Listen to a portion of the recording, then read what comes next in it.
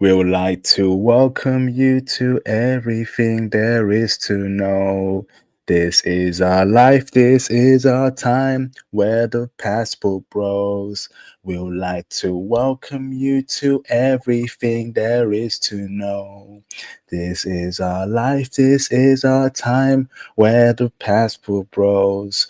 We would like to welcome you to everything there is to know. This is our life, this is our time, where the passport bros will like to welcome you to everything there is to know. This is our life, this is our time, where the passport bros show. What's going on, brothers? What's going on? It's your dude IP here, International Passport. Hope you're doing well. Hope you're doing well. What's going on, Theo? How you doing, bro? You good? I'm good. Very good. Genki desu ka? 元気だよ。どうですか？よっしゃ。元気？ Genki desu. Genki desu. So, brothers, welcome to another Passport Bro show. Hope you're doing well so far this week. First and foremost, brothers, can you hear me in the live stream chat? Press on one, press on one. Can y'all hear me? Press on one. Let me know in the chat. I see my mod there, Dart Ronin in the building. What's up, bro? What's up, bro? I am still recovering from that 5-hour stream and the 3-hour stream over the weekend, Kenya and Vietnam. Crazy, okay? But I got a very interesting stream coming this week that will shock you, brothers, and on the Patreon too. That will even probably shock Theo too. Because when Theo sees it, like, okay. Okay, IP, you want something IP? Okay, I see you IP. So don't worry, Theo, you'll see it very soon. Okay, you see it very soon. But aside from that, brothers, special announcement, okay?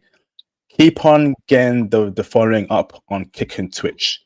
Keep on following me on Kick and Twitch. If you want the Japan streams, the Spain streams, and the Munich, Germany streams, get me to over 110 followers. Okay, keep on liking 100 followers. Okay, on Twitch and Kick. Okay, so keep on following my Kick and my Twitch. Okay, those streams are coming.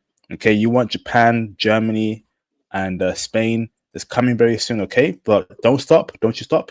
Okay, keep on following me on Twitch and Kick. Okay, you are getting those streams. Okay, you came through, but don't stop. Okay, like me on those platforms because I'll be streaming on those platforms.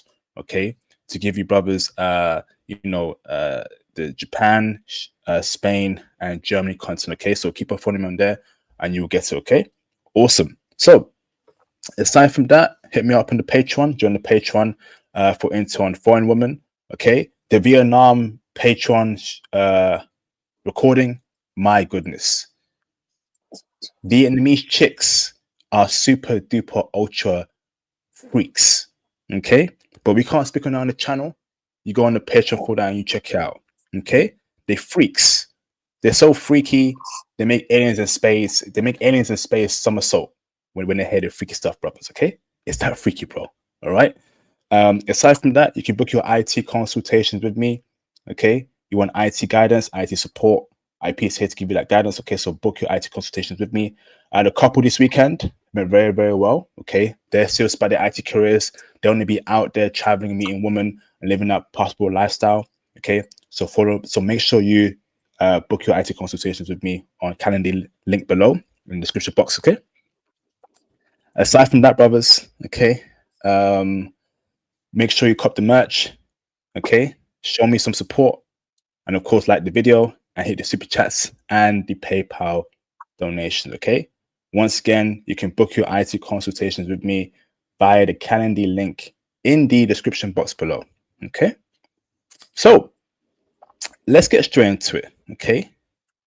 The title of this stream is "Do Men Hit the Wall Like Women Do?" Passport Bros debate the male peak. Okay. Now, what is the wall? The wall is where people reach their limits. Okay. And when it comes to that discussion there, everyone knows the female wall. Okay. And the female wall in this space is, I think it's 28 to 30. Am I right there, Theo? Or am I wrong? 35. That's the hard wall. So that's when dangerous pregnancy starts. I forgot what the technical term for it, but that's when dangerous pregnancy will start, and you need to have some sort of real advice or guidance regarding the pregnancy. Damn. What about dating for women? Like literally, when it comes to looks wise, everything else apart from having children. When is the war for women on that aspect? Well, it depends. So this is how I usually look at it.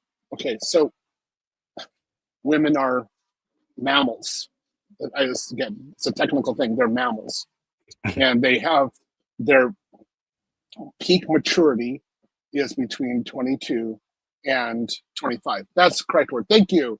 Geriatric pregnancy. Geriatric pregnancy starts at 35. So, according to biology, women are designed, as mammals that they are designed to really be giving birth between the ages of 16 and 26, right around there.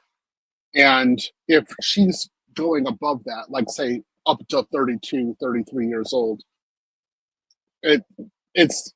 she can, but she's actually not supposed to be doing that. But she can do it, that's sure. When at 35 years and above, that's when geriatric pregnancy starts, and that's where you start getting various complications, and the likelihood of having to use IVF drastically increases. Plus, the amount of the amount of viable eggs for the woman definitely decreases, like drastically. So that's usually what we're looking at. The wall is a direct representation or reflection of a woman's ability to have a child. Great breakdown there for you. Okay, so we know the woman wall now that's been defined there, but is there a male wall? Because is there a time where men hit the wall, they lose their attractiveness, pause, no diddy, right? They lose their ability to pull women, because as passport bros, right, I think a lot of us, are leaving women to the side to build up our careers, IT careers, our job careers. We're trying to build wealth here, and you can't build wealth and chase women at the same time. Okay, you pick one, because that way you're going to lose time focusing on one aspect. Okay, so a lot of guys will be, let's say, in the late 30s, early 40s. Okay, and understandably, they want a young chick, 21, 22, 23, 24. However, is a young chick at 21, 22 really going for a 45-year-old guy, a 35-year-old guy, or a 32-year-old guy, right? Is there a certain time when women look at, okay, he's that age, I don't want him? Is there a particular age where a woman at that age range, right, 20, right, 19, 20, 21, early 20s, right, mid 20s, where they look at a man's age on the dating app, or the man tells them, hey, I'm this age. Oh, and they hear that number, okay, leftover man, he's hit the wall, don't want him. Let's break it down, bro. Let's break it down. So because for go on, hold on. So men are born on the wall. Right? You have to remember that men are born on the wall. So when we're young or teenagers, right? We don't have any real value. We can't produce anything. We can't make anything. The only thing we can do is make children. That's about it. But we can't support a family. We can't do anything like that. So men are born on the wall. And our goal is to jump off the wall, like to get as far away from the wall as we possibly can. Not all men get away from the wall or graduate from the wall. I don't know how to say it. So there's plenty of men who have absolutely no value, and they stay on the wall their entire lives. Just being honest with that. So whereas, every woman, when she's hitting peak fertility, she can have healthy children for the most part, or there's some exceptions to this, but for the most part, yeah. So that's why I always say that we always talk about, like people on between 1 and 10 on the scale between 1 and 10, right? But I always say that when a woman is in perk fertility, she almost hits infinity because everybody wants to impregnate her. And I think the best model for this is actually dogs. So have you ever had a dog before? Nope. Yeah, no. Okay, so I grew up with dogs. I've had plenty of dogs, and so when a dog, is a female dog, is about 3 or 4 years old, that's when she's actually supposed to breed. And when she's in heat, all the dogs in the entire neighborhood will go crazy. Literally, they'll just go cuckoo. You can hear them howling, right? I've had this happen to me more than one time. And it's the same way with human females. They're also mammals. So when between the ages of particularly 22 and 25, that's when she's in peak fertility, everybody's going crazy over her, right? Men never experience anything like this, not even close. But the difference is that when a man has value, his value is maintained for a much longer period of time. Okay, fair enough, Phil. A good statement there. But okay, so man builds his value up over years. Okay, so let's say he's 40, right? He's got 15 years in IT experience. He's got property, stocks, crypto. He's doing well for himself, right? So he has the assets and the value there, right? Do you think a woman who's 22, 21 will pick a 4-year-old man over a 25-year-old, right? Who's at his physical peak and who is more attractive looking than the 40-year-old guy, right? So do you think she'll pick looks or she'll pick assets? So let's say that the 4-year-old man has assets, right? He's got money, property. 25-year-old dude has the looks, but he's still building up his value. No property, he makes money, but he isn't there yet because he's not 40. He hasn't got time to build up his career. Now, I think, right, women go, so if I think women go for looks first, then money, then I can't remember last, but I think looks over money in at that age range, about 21, 22. No. If that were true, then what? DiCaprio would be single at this point. He's dating 19-year-olds. The drummer from Red Hot Chili Peppers is dating a 19-year-old right now. How many times do you see guys, particularly rich guys, 60 years old, dating much younger? Charlie Chapman, when he was 53, he married an 18-year-old. Okay, so it says guys are talking about status. Yes, status actually beats looks. It straight out decimates it. And there you could have this really like again 25-year-old who's an athlete. He's totally hot, right? But women know he's only good for like one night and that he has many options. So some women might think about going after him, but the long term is going to be like this guy, who is 50 and 40 and above, who actually has his money. I would say the real age is about 35 and above. That's when men start really winning in the market. Okay, interesting. And but you're saying these same men can pull 21-year-olds, 20-year-olds, 22-year-olds at 35? Yeah, no, you can be 50 and above and pull an 18-year-old if you have decent look, but you have your act together and you have really good status.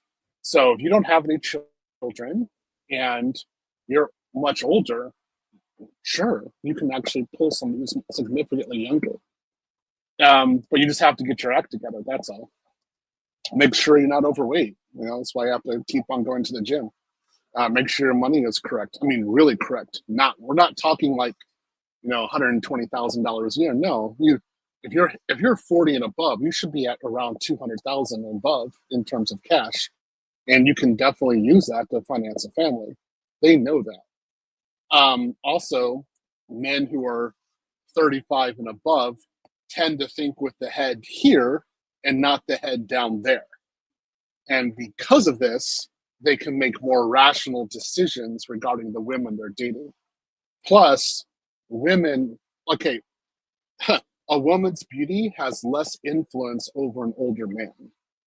So he can actually go up to a woman who's a total stunner and say, hey, look, I want to go out and date you. Whereas a guy who's under 35 will have difficulty because she's so beautiful. Not an older guy. He'll just say, I don't care, you're just another woman. And he has great confidence to go right up to her and approach her and try to get the date.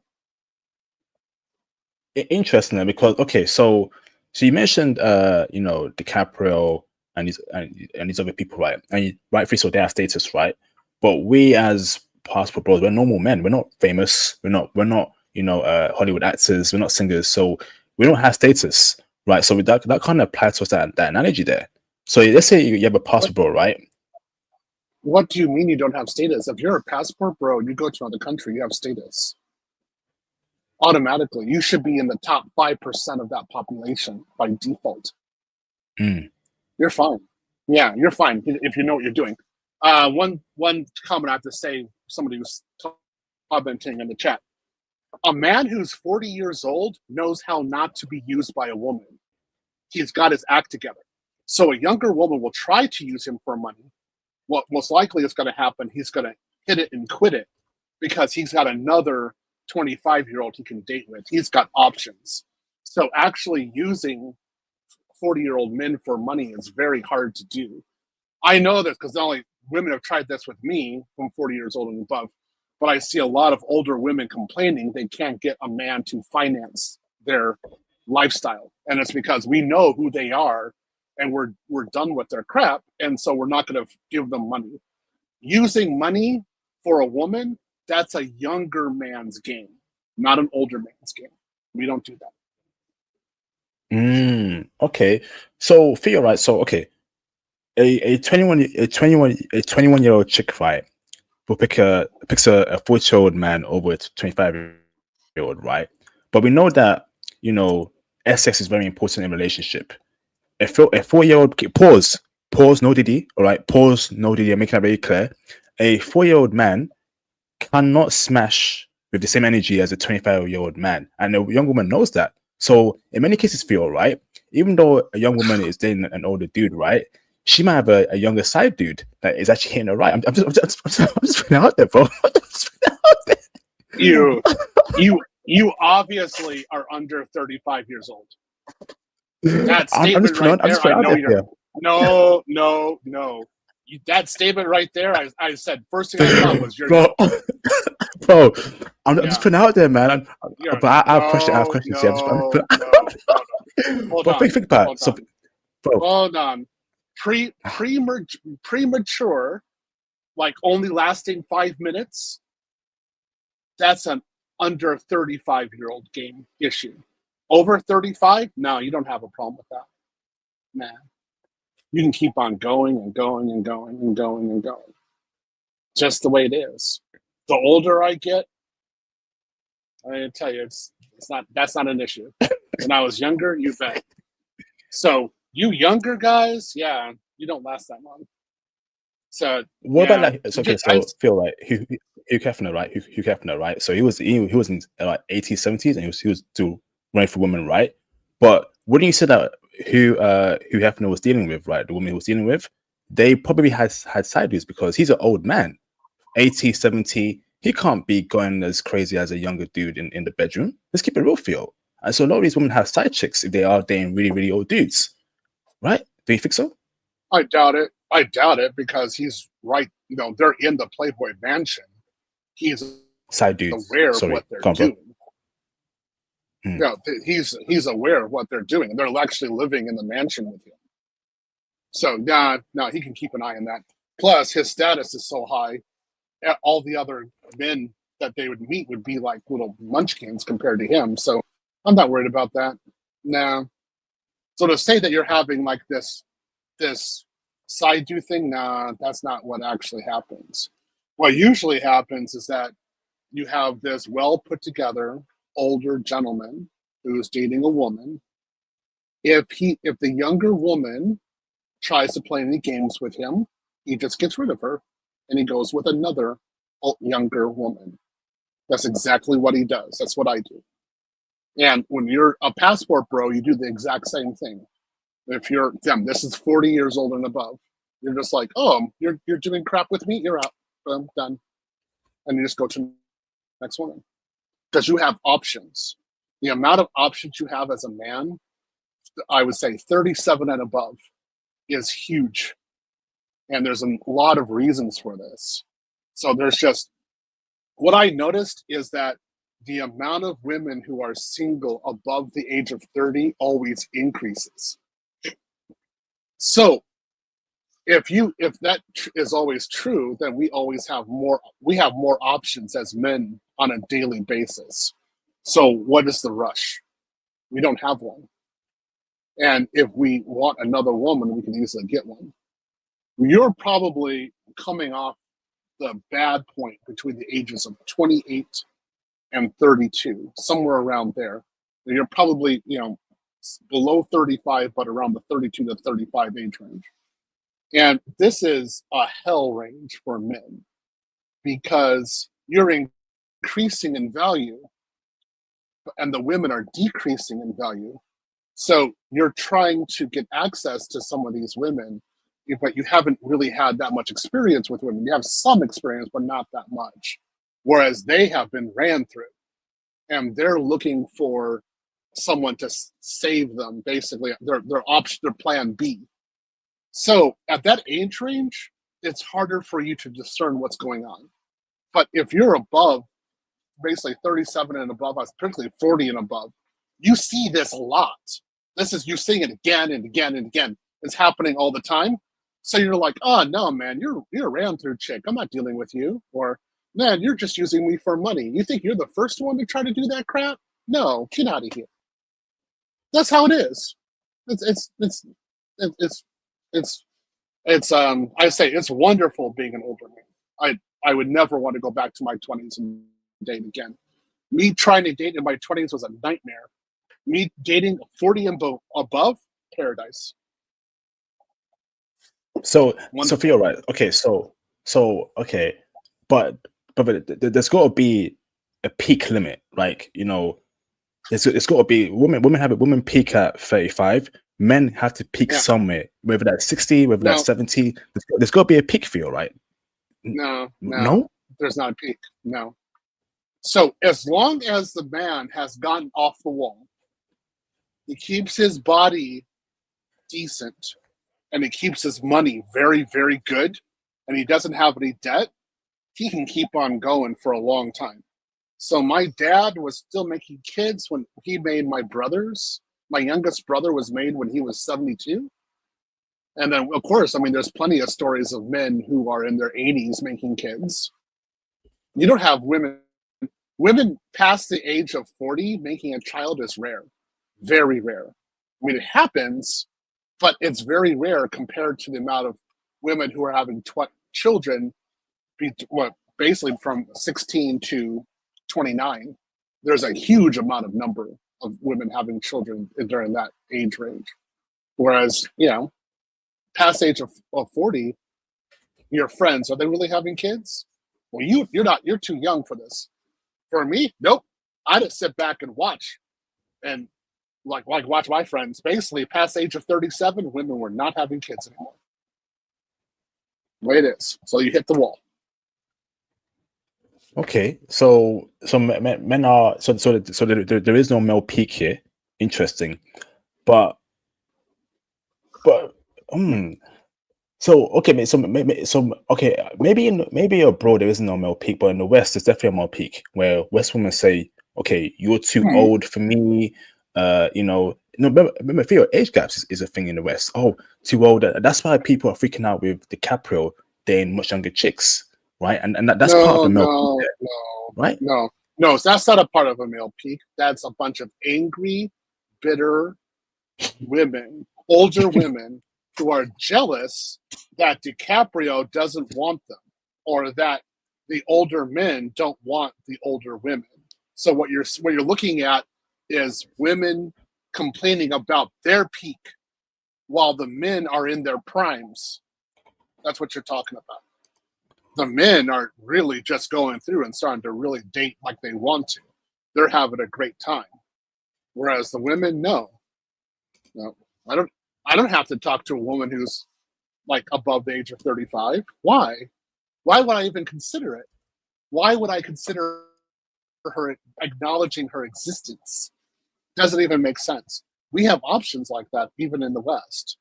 So if a woman is saying like, "Oh, you're too old" or something like that, she's playing a game with you. That's all. That's her game to try to get you to pursue her, to show there's some sort of value. Basically, if a woman in the West is above a certain age, you shouldn't even talk to her.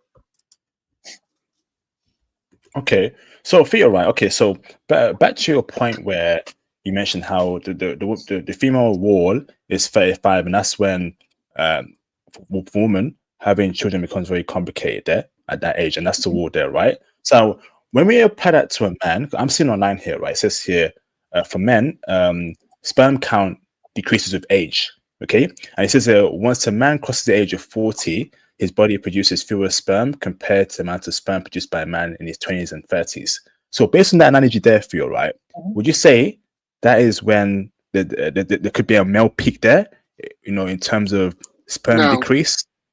No, because in your 20s, your teens, actually, the male peak is around 17 years old. And, basically in one day, a man could like repopulate China if he needed to. he's making that much, like, how do I say this? DNA samples. How about that? He's making that much DNA samples. Whereas an older man, if he's, like say I'm 40 or he's like 51 like myself, he still has plenty. He's still making that stuff. He can, as long as the equipment isn't defective, yeah, he can still do it. I mean, that's it. He can still impregnate. It's not a hard thing to do, So that's like your argument's kind of like a gynocentric argument. That's for older women to try to C-block older men from dating younger women because the older women want the older man's resources. Remember, for older women, their mating strategy is to get the hot guy when she's young and then get an older, successful guy later on as her retirement program and to teach her offspring from the hot guy. So the woman tries to win twice. All you have to do is say, I'm not going to date a single mother, and you deny her instantly. And then you say, I'm only going to date women below a certain age. Then you're in the driver's seat. You're actually in a place where you can win yourself. Facts. I'm just throwing these questions out here, to make it interesting. Not like I believe it, but I just have it. I have questions here just to make it all forward. But I know, trust me, I know where it's going, Theo. So okay, Theo. So okay, now what about in terms of like, so what people say that I've seen online is that in terms of let's say how do I say it? Lower testosterone, balding, losing your physical peak, your strength, right? Isn't that when men start to get slower? And could that be where you've hit a wall when you start experiencing those kind of things? That's why I hear online, Phil. That's what I see online. Okay. No. The only wall that you're possibly seeing for a man is that the woman is too ugly. She's too old and ugly, so he has ED because of her. But you get a cute little 25-year-old and put him in front of him, and we're at attention right then and there. We're standing at attention. Not a problem. All you have to do is make sure your weight is down. Make sure that you use your legs a lot. You have to do leg day. That's one of the big things. So exercise your legs because that's where testosterone is produced. Take your supplements, right? and make sure you have a healthy diet, right? And have some leisure, plus that you're sleeping at least 8 hours a day. You do that, yeah, you can have fun with her. Yeah, you can definitely do what you need to do. But the big thing is that past the age of 35, a man will think with his top head and not his bottom head. And that changes things drastically for him. I remember when that happened to me, I was like, "Ooh, boy, this is good. I like this." Yes, I was all happy when this happened to me. Oh, yeah, I could date some really stunners now, because I didn't care how she looked. I was like, where is she going in life? That's all I really focused on. The beauty was just a bonus. Facts. So, okay. So now, I think a discussion is important is to how for men to keep in shape, and also men to keep, their attractiveness, because I think over time everyone does lose their attractiveness. So, what can men do as they grow older, feel right, to keep their attractiveness, to keep their value, right? What's your tips? I would say obviously making more money, moving jobs to higher paid jobs, dressing well, having a good skincare routine, looking sharp, looking clean. Obviously hygiene is very important as well. What else can men do, right, to upkeep their value? Because we obviously, as we build up our value over time. Lots of exercise, and then for the love of God, make sure you don't have a divorce previously. That'll age you horribly. And then make sure you don't have any kids, like random kids out there. That'll also give you damage. Those are stressors. So you don't want any stressors. You want a really good diet. That's the first thing. Like water, vitamins, exercise daily. Like you just exercise constantly. And low alcohol content. In fact, one of the big two I would say is you want to limit your alcohol as low as you can, and no sugar. Sugar is your enemy past 40. Do not consume sugar. That's very bad for you. You want to do that, and as long as you get those points, you should be okay. Your money should be at least. I hit 200,000 consistently from the age of 40 onwards. Your career should be off the charts. You should be very well established and always making that money and always be able to save money. Once you're at that point, you should be pretty good to go. Awesome. You say sugar, right? So is fruits included in that sugar? Is that healthy sugar? You can eat fruits, but not like candy. No fruits? You can eat fruit, but just not excessively. Like, don't be eating, don't be going cuckoo on pineapple all the time. But no processed sugar. And that includes no processed foods. So I'll give you one example of this. You shouldn't eat spaghetti. You shouldn't eat ramen. Yeah. Past age of 40. Only eat these two if they're actually made in front of you. They're actually not processed in machine. But if they're handmade, okay, go ahead for it. I'm very careful about this. If I eat bread, like the only carbs that I eat are oatmeal, oats, couscous, and brown rice. And I cook all of them. Whenever I make them, I cook them myself. What I consider to be cheating is eating like bread from a bakery. So sourdough bread from a bakery that was made by hand, for me, that's a cheat. I'm not supposed to do it, but I do it. I like it with eggs. You also no processed food at all in any way, shape, or form. Like I love, got a lot of Americans in here. I love Kraft mac and cheese. That's some stuff, man. I love it. You cannot eat that past the age of 40. It's just no. That's a no. You can't do it. What else? Yeah, no sugar. Your dairy should be limited. You can eat beef, but anything else, like, just limit it. Yogurt is okay, but limit as much dairy as you can. Things like that. You should be eating like Mediterranean diet. Look at the chat. Mediterranean diet, good, wonderful for 40 and above. Seafood, great. Seafood. Water, you should drink a gallon of water a day. So 4 liters. That's very, very well advised to do.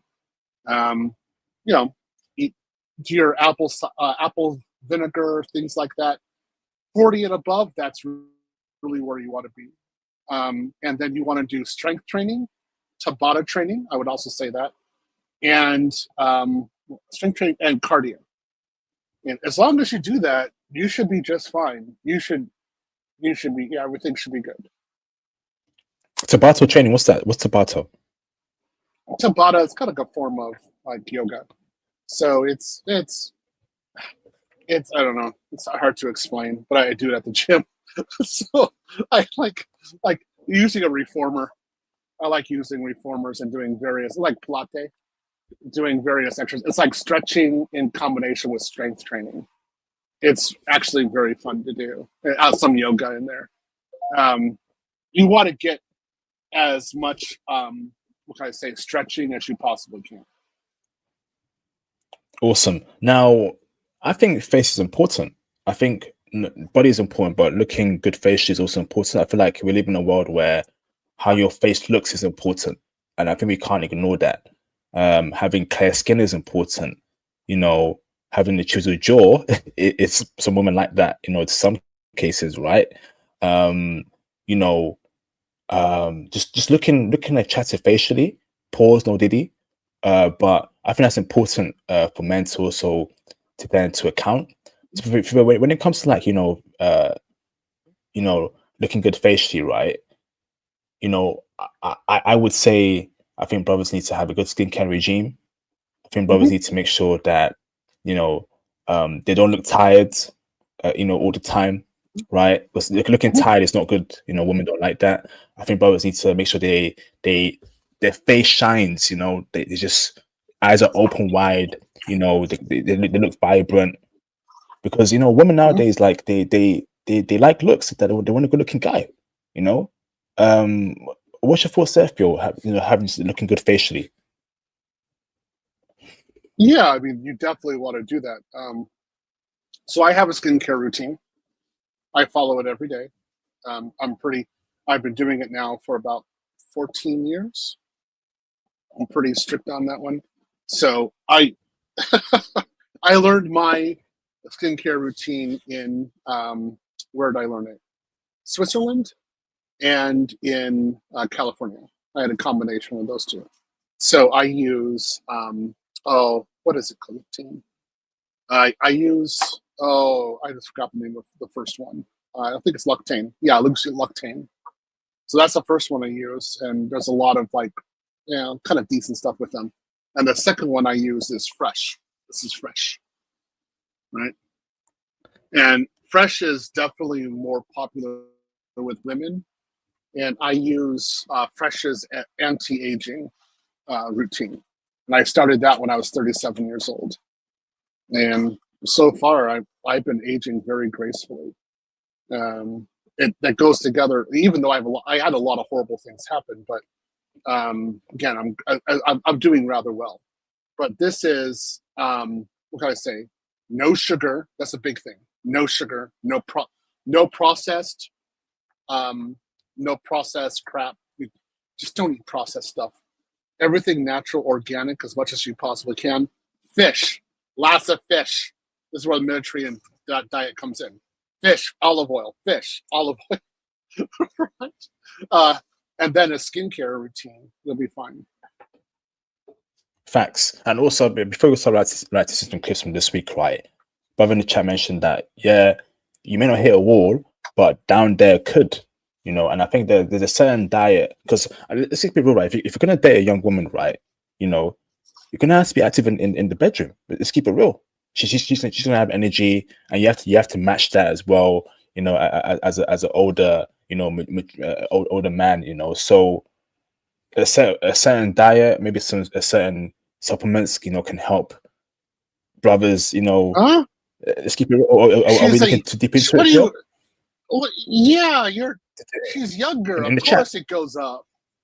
It, it, Mm. if she's younger, you have no problem. Yeah, it's like she's young and fertile. There's no problem with down there. Down there is ready to go. Yeah, you have problem if she's older. That's where the issues happen. All right. So you could be 25 years old and definitely, hit it with a 50-year-old woman, like a cougar. Yeah, you could do that because you're 25. You could do it with anything. But a 50-year-old man with a new relationship with a 50-year-old woman, that's where an ED problem is going to happen. Because she's not fertile. So, it's kind of like, yeah, like there's she has no fertility. Whereas a woman who's like 27, if you're 50, that woman's fertile. Yeah, you're gonna tear it up. Yeah, of course you're gonna hit that. That's not a problem. Mr. Happy says, yeah, let's go. Let's do it. Yeah. Yeah, okay. I'm Luke and I'm ready to fire the torpedoes. Let's go for it. Right? But no, but if she's 50 years old, you're like, no, man, nah, this isn't gonna happen. Let's just give me an extra glass of wine, honey. Let's call it a night. that's what an older woman does for you. Yeah, this is gonna happen. And feel right, I've noticed that a lot of women that 25, 26, 22, 23, right, they always say they want a guy that matches their freak. And what does that mean? That matches their energy as well. That means partying, that means going out, that means constantly doing things, activities, right? And if you're let's say 55-year-old man, 60, 65, you won't have the energy, right, to be matching a young woman's energy and freak. Remember, men who are older know how to avoid bad women. So you're just describing a single mother in training. That's all. Why would we date a single mother in training?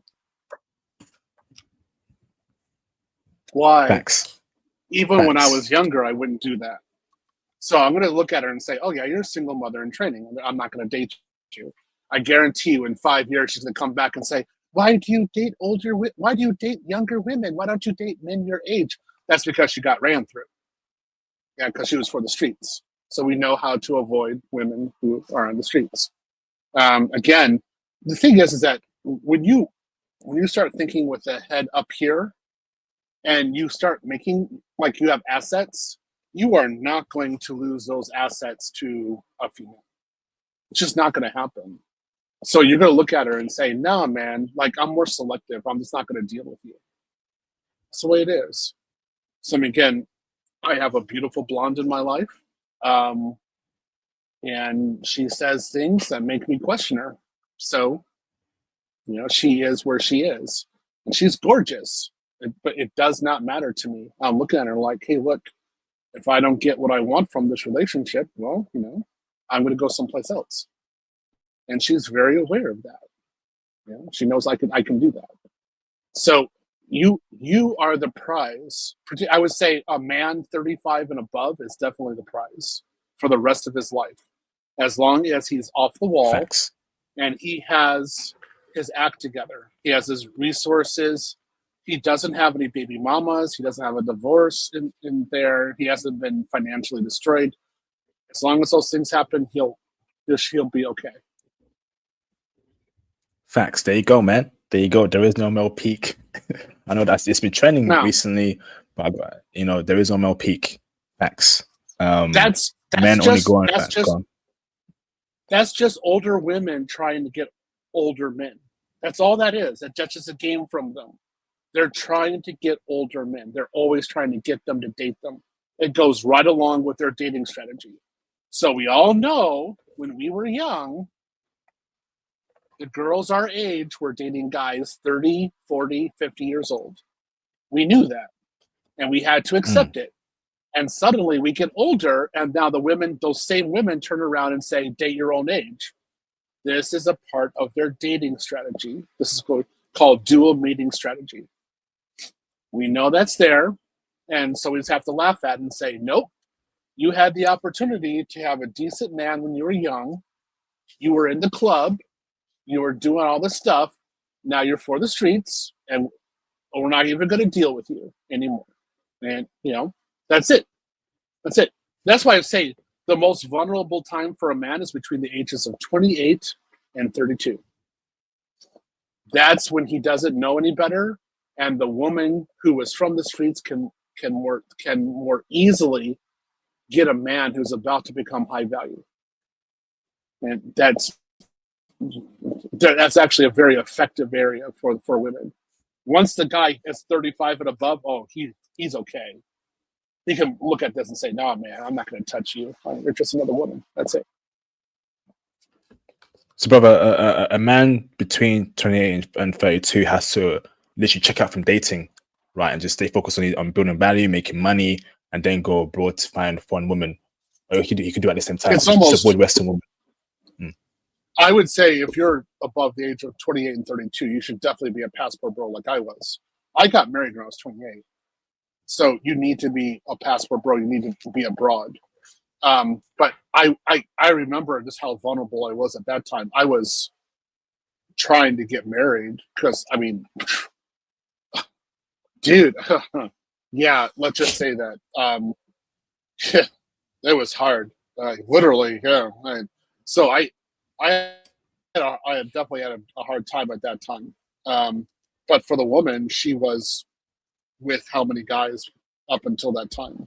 So it's not a good dynamic. I would just say this: when I got my CISSP when I was 28, and if I had to do it again, even though I love Yukiko quite a lot, and bless her soul and her memory, I would not have dated her. I was 28. She was 30. I would not have dated an older woman. There's no way. I would have dated between the ages of 21 and 25, at least 15 years in Japan. That's exactly what I would have done.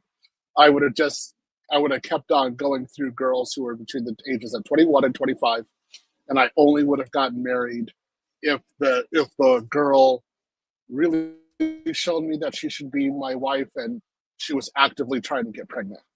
Then I would have married her.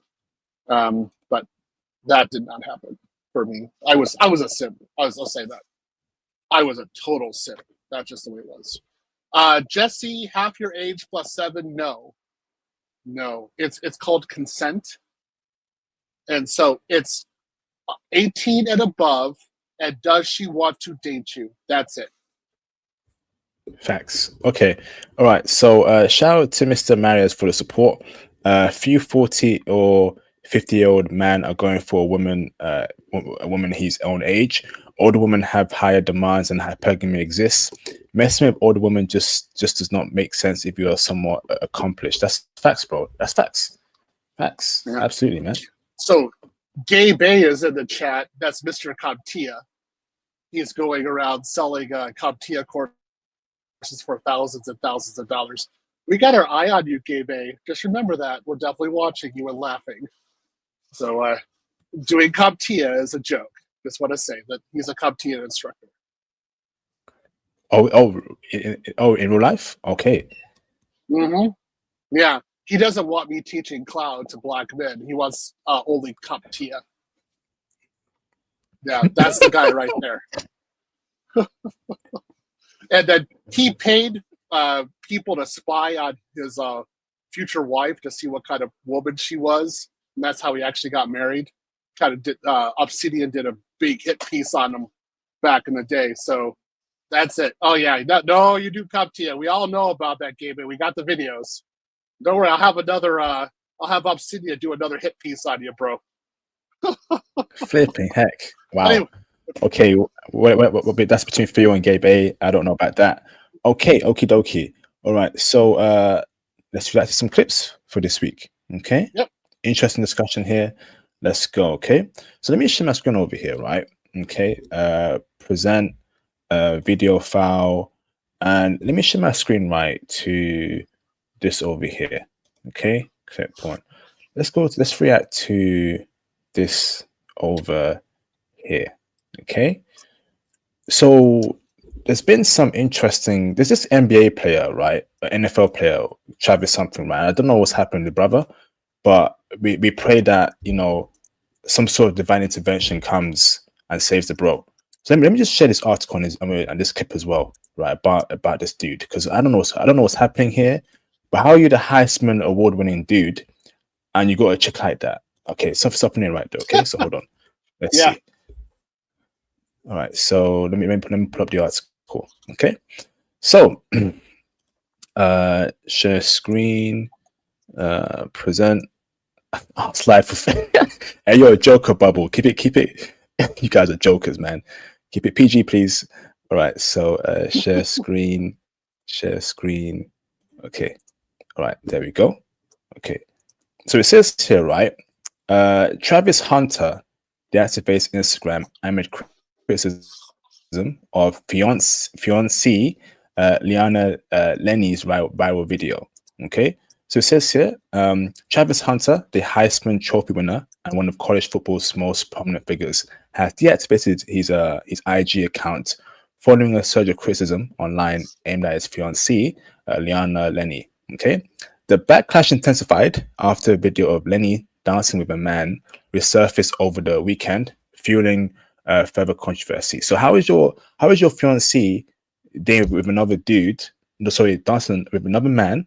Okay, while you're with her, apparently. Okay, so it says here, right? Things escalated when another video emerged from a fan meet and greet, showing Lenny visibly upset and at Hunter as Hunter posted photos with female fans. To make matters worse, a music video from 3 years ago resurfaced, featuring Lenny in the controversial moments with a SoundCloud rapper, which some deemed inappropriate. Flipping heck, Travis Hunter has deactivated his Instagram after an old video leaked of his girl working on another man. Oh my days, bro! Flipping heck. And it says here, right? The online drama even caught the attention of former NFL players Des Bryant and Nate Burleson, who speculated that Hunter's relationship with Lenny could negatively affect his prospects in professional football world. Despite criticism, Theo, okay, Hunter has remained resolute in his support for Lenny, stating publicly that he won't let outside opinions dictate his personal life. Whoa. So let me stop sharing here, right? Let me show a video of this chick. Okay. This is so weird. What is going on here, bro? So present video file. And let's go to this one over here. Okay. So here is she over here. Okay.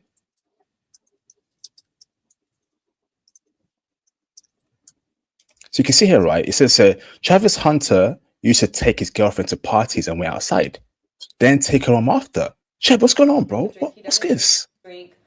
And I'm Hispanic, so I have tequila like in my veins. So I drink. I don't drink a lot, but I drink.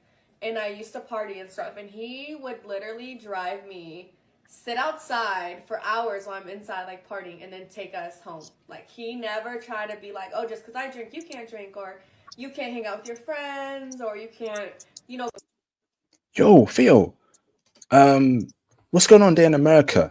The state of young men in America, and this is a future international star. Why is he with this woman? Of all the women that are available, not only in America but worldwide, what is going on, brother, in America? Is there some sort of strong simp culture, or is her so that good? What's going on here, bro? Break it down for us. This is a guy who doesn't know any better, and he's simping. He's a young guy. He's talking to an attractive girl, and he's simping for her. That's all. He doesn't know any better. So everybody is telling him what to do. He needs to drop her immediately and go get a decent woman. He needs a snow bunny. He needs a proper snow bunny. Because Snow Bunny would never treat him like this or actually have this kind of problem that he's having. Instead, he's with this woman who's actually low level and who's for the streets. That's the issue. Facts, Phil. Because let's keep it real, right? A snow bunny wouldn't be doing this to him. She knows that she's got a prize dude who's gonna make millions over the course of his career. She's gonna play her part. She's gonna be quiet. She's gonna do some crazy magical things in the bedroom. Okay, keeping it PG. Okay, and she will keep quiet and and humble herself, right? But we have a Latina chick, right, who is disrespecting him, right? Dancing with other dudes, being in music videos.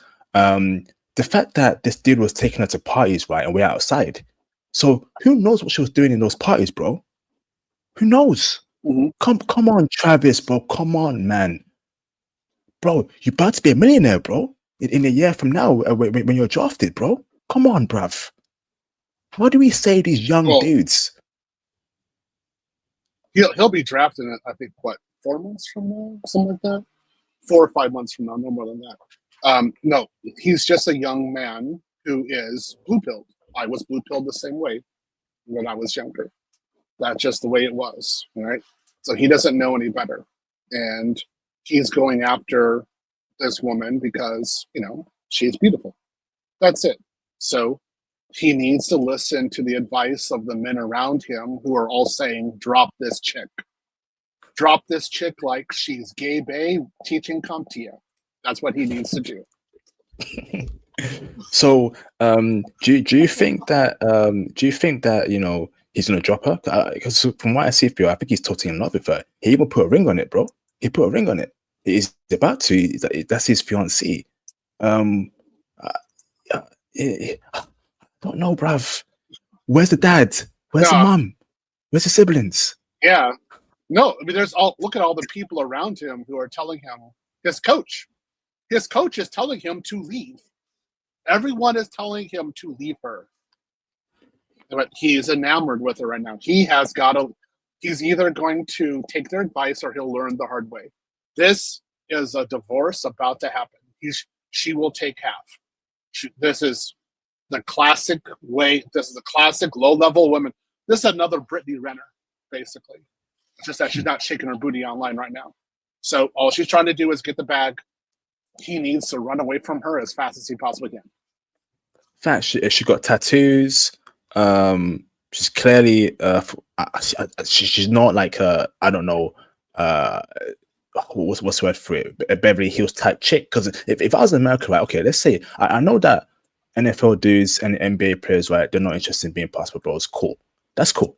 At least get you a Candace Owens, right? At least get you a flipping, woman that looks like Sabrina Carpenter, right? Something, man. No, something. No. He just needs a snow bunny.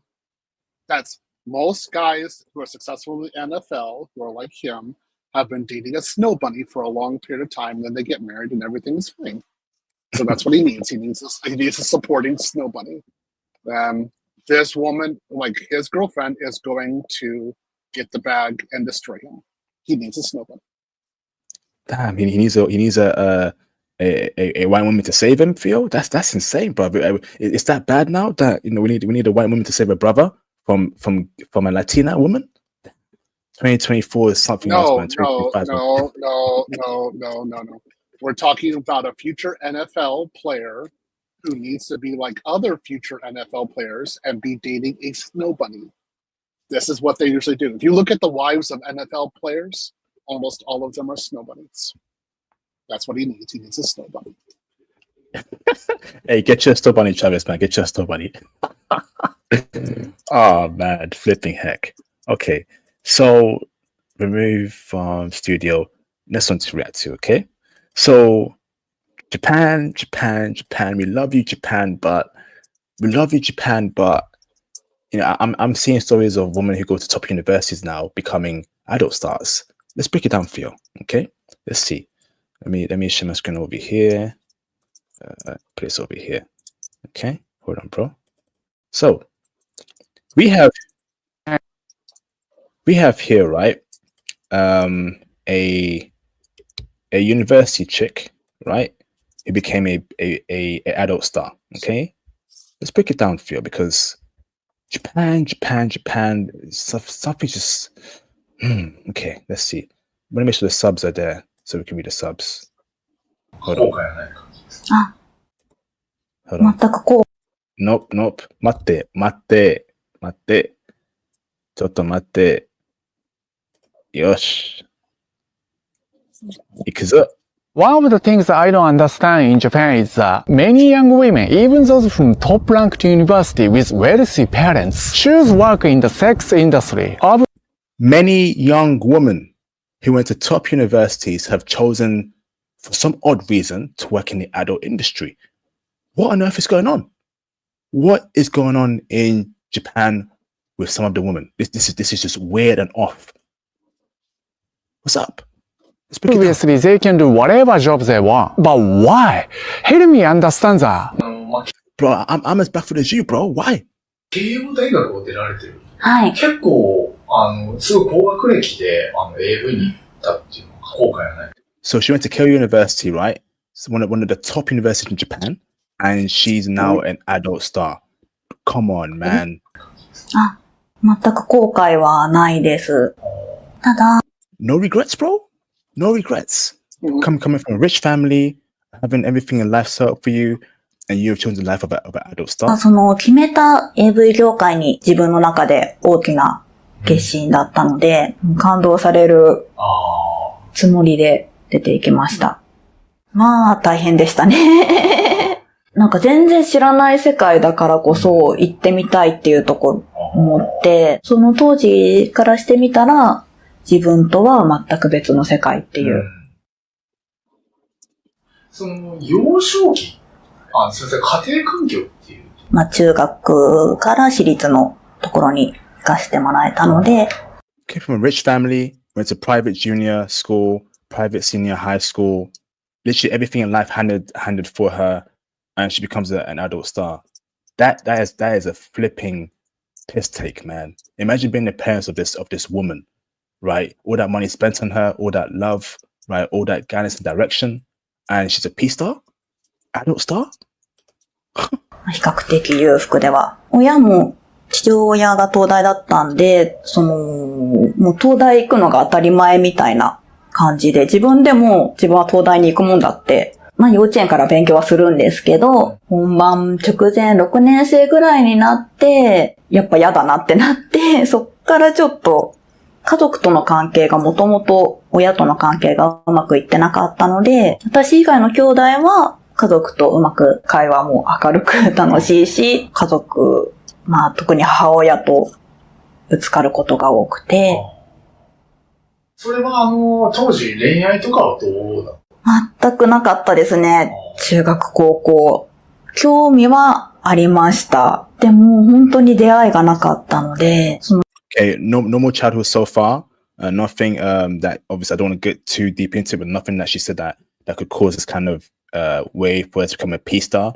Normal childhood, clearly from rich family.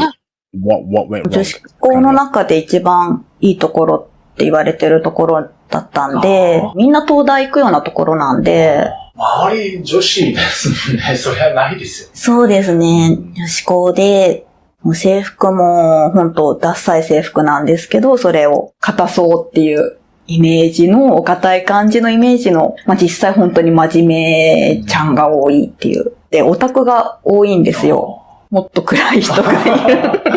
Okay, normal surrounding, normal high school, everyone studying to go to the best university in the country. Things are looking normal so far for this chick. Rich family, normal high school, normal junior school. What went wrong? 卒業して、一旦公務員に、まあ、一般の企業も役に立つ仕事だったりとかあると思うんですけど、なくなっても、まあ、世の中としては成り立つじゃないですか。公務員の仕事って役に立つっていうのが分かりやすい。どんな仕事もそうだと思うんですけど、それが公務員が分かりやすかったので。次 AV 行くわけじゃない。はい、そうです。So she quit a respectable government job, right? That pays a decent salary to become an adult star. Where did it go wrong? Why would you do that? Why would you humiliate yourself on camera, okay, when you had a good job previously? I just don't get some people's mentality sometimes. その経緯はどういう感じだったんですか？その童貞なんですけど、その好きになった人が。童貞が好きなわけじゃないんですよ。でもなんかそういうね、くれた感じが好きだったのかなっていう。こじらせてるのが、面白くて。それは自分から告白 What? とかしたんですか？好きですと言ったのか忘れましたけど、なんかそういう告白したら、そうやらせてくれるなら付き合うみたいなことを、言われて、やらせるけど、みたいなことを言ったけど、1週間ぐらい返事がなくなって、ごめんなさいって来て。それは冗談やったんですかね？冗談ではなかったんですよね。そんなことよく言いますね。それがきっかけで本格的に興味持った。そのさっき。What? Oh my goodness, you're telling me, right? Just that small conversation with that guy, right? Made again to the adult industry. That's so flipping weird. What? の童貞が AV が好きだったので、まず AV ってどんなもんだろうっていろいろ見てみたりとか、これってどういう感じなんだろうっていうのが気になって、別にその相手の好みに合わせたいとかではまず絶対なくて、AV 女優ってなんだろうって、やっぱりその自分の環境と全く違うところの人に興味を持つところがあって、さっきの。What? So you tell me, right? Because her whatever boyfriend, my ex-boyfriend, whatever, right, was watching adult videos, that made her get into the industry. Yeah, okay. Yo, Japan, you weird like that. You weird like that, Japan. Theo, what is your thoughts as to how this woman who came from a very wealthy family, went to good schools, right, had everything in life set up for her, is now an adult star, Theo, because of a reason that I just can't comprehend. It's weird. Break it down for us, bro. Okay, I've said this more than once. You're thinking from a Western point of view, and you're not thinking about this from how Japanese women think about this. Her mentality has been the same way. Japanese women have thought about this the same way since at least the 70s. All of them think this way. They think that going into adult videos is glamorous. I'm going to say it again. They think it's glamorous. What? And yes, and they want to go into it because they think it's a good option for them. They think it's glamorous. Yes. God, they don't have any shame with it. There's nothing shame at all. They see themselves doing things and a lot of people liking them and thinking that they are high value. And that's what the girls think. That's their opinion. When I learned that when I was in Japan, I had to accept it relative to the Japanese women. That's their country and that's how they think. And almost all the women in the adult industry in Japan are like this woman here. They are all from middle-class families. They all have educations. There's no poverty here. It's not like the West. In the West, it's almost always that they've been essayed or something like that, and drug addictions, blah, blah, blah, and they're going into it. These women aren't taking drugs. They can't get access to drugs. It's illegal in Japan. You can't bring it in. So there's no drugs. They don't have alcohol addictions. There's no problem. They're properly educated, all that kind of good stuff. And so they are doing it. That's what they do. They have no problems with that. Okay, Phil, so based on that, right, these women here are supposed to be wifey? These women are supposed to be, women that... No. We're not thinking about wifey here. We're just thinking right now that they think this is glamorous. So that's why they go into it. Some of those women afterwards get married and some do not. So it's kind of touch and go. But this is how they think about it. This is their culture. They don't think that this is dirty. Not like we think. They have a totally different way of thinking about this. This is why you have so many of these girls going into it. Now, I want you guys to understand, you guys who are watching this. The West, like we're talking California, I think produces 80% of the adult content in the world. I'm pretty sure it's 80%, some outrageous number like that. So when you're saying a lot of girls, we're not even talking even anything close to the women that we have in California, basically Southern California. That is clearly the world's #1 area. So the Japanese are a distant #2. So if you're saying a lot, take that with a grain of salt. They don't even have nearly the numbers that we have here in the United States. But you could meet a Japanese woman, right, who appears perfectly normal, but in her past she did adult videos, and you have no idea if you know the language or the culture, or maybe she even tell you, and that's dangerous to me, Theo. That's dangerous to me, bruv. Like I just can't comprehend as to how a normal background woman is doing this. Now, what's so glamorous about it? You know, are they that starved for attention, Theo, that they would go into that? Is that how it is? No attention, no love, not being famous, not having clout. Is that what they do it for, Theo? Because I just can't comprehend as to how they find it glamorous. That's just a part of the culture. Damn. Yeah.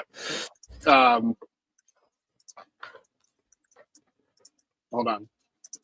That's just a part of their culture. That's just a part of the way they think. It's not. I learned not to argue with them regarding this. I actually dated an adult star when I was in Japan, and she was one of the most demure, average-looking girls you'd ever think. And I met her in church of all places. And yeah. And then I found her content. Yeah. Randomly, Theo, or she told you? Was that good Lord? I can't believe. Randomly? No, she told me. She told me what's going on. She told you? She told me. Yeah. So, yeah. Again, yeah. I actually had a good time with her. She was very interesting.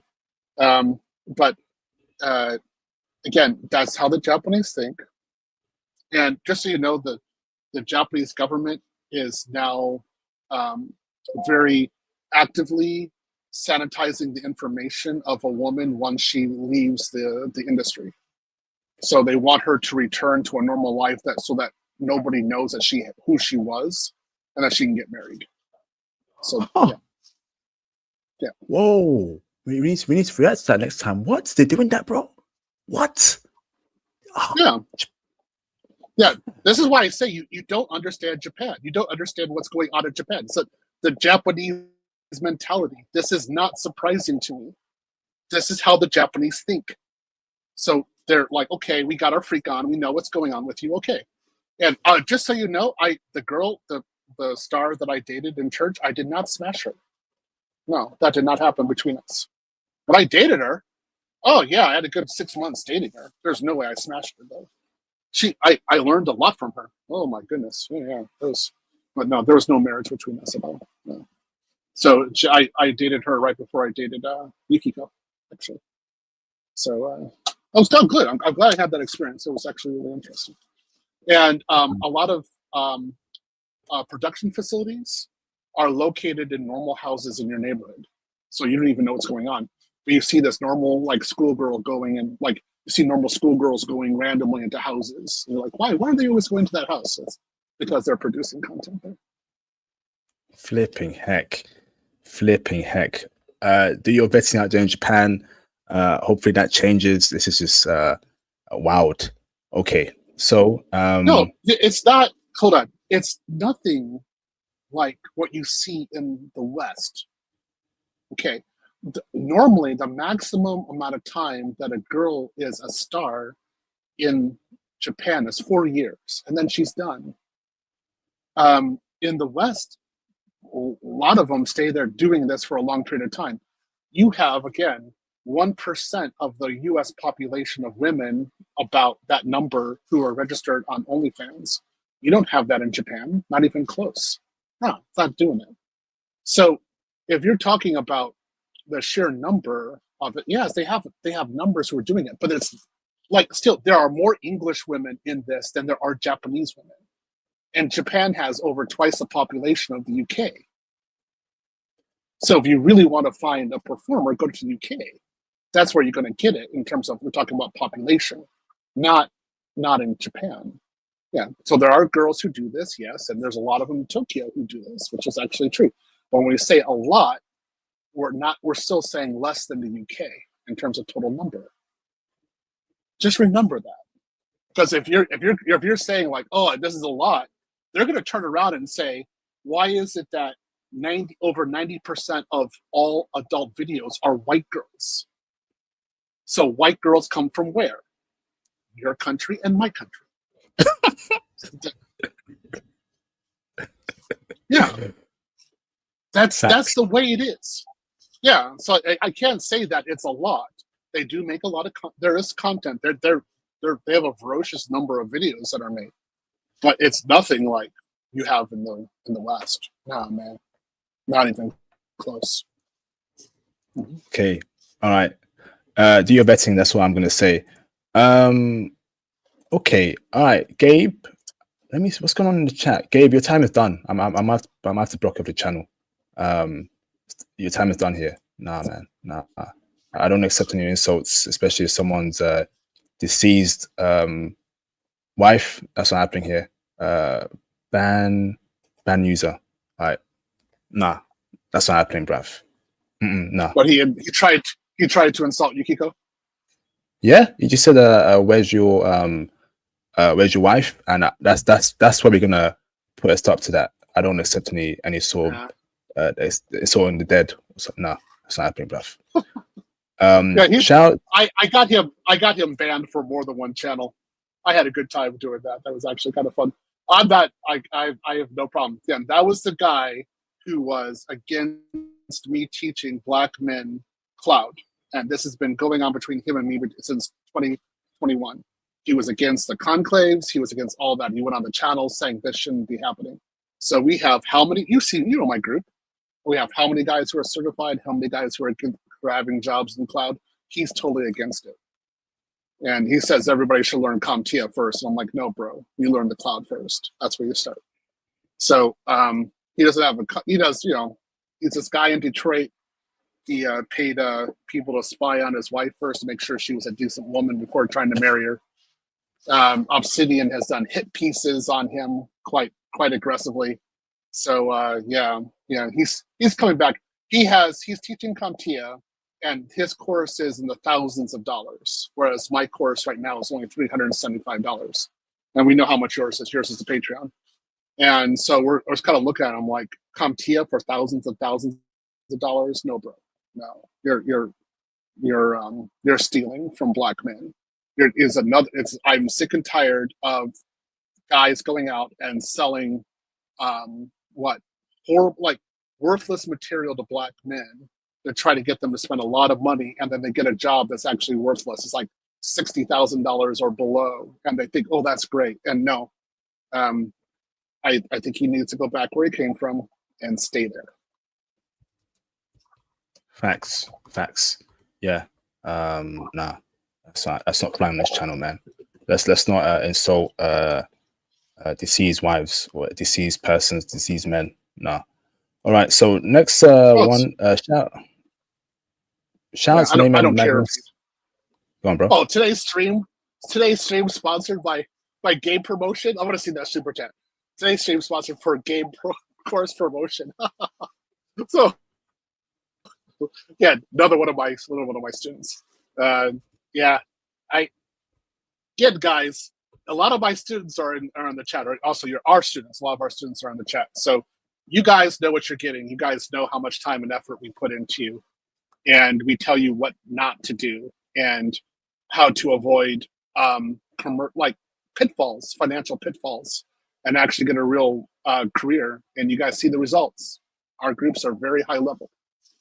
We're not playing around. We got some stuff going on. So that's it. What can I say? Facts, Theo. Absolute facts. Shout out to Mr. Marius for the support. They get seduced by the fast money, like the US woman and only an OF. This is the version of selling crunk. Interesting. Wow. No. It's not about fast money. They already have money. So if you're thinking fast money, that's a poor Western idea. You're talking about Keisha. when you're talking about a Japanese woman, before she goes into the industry, she already has Louis Vuitton.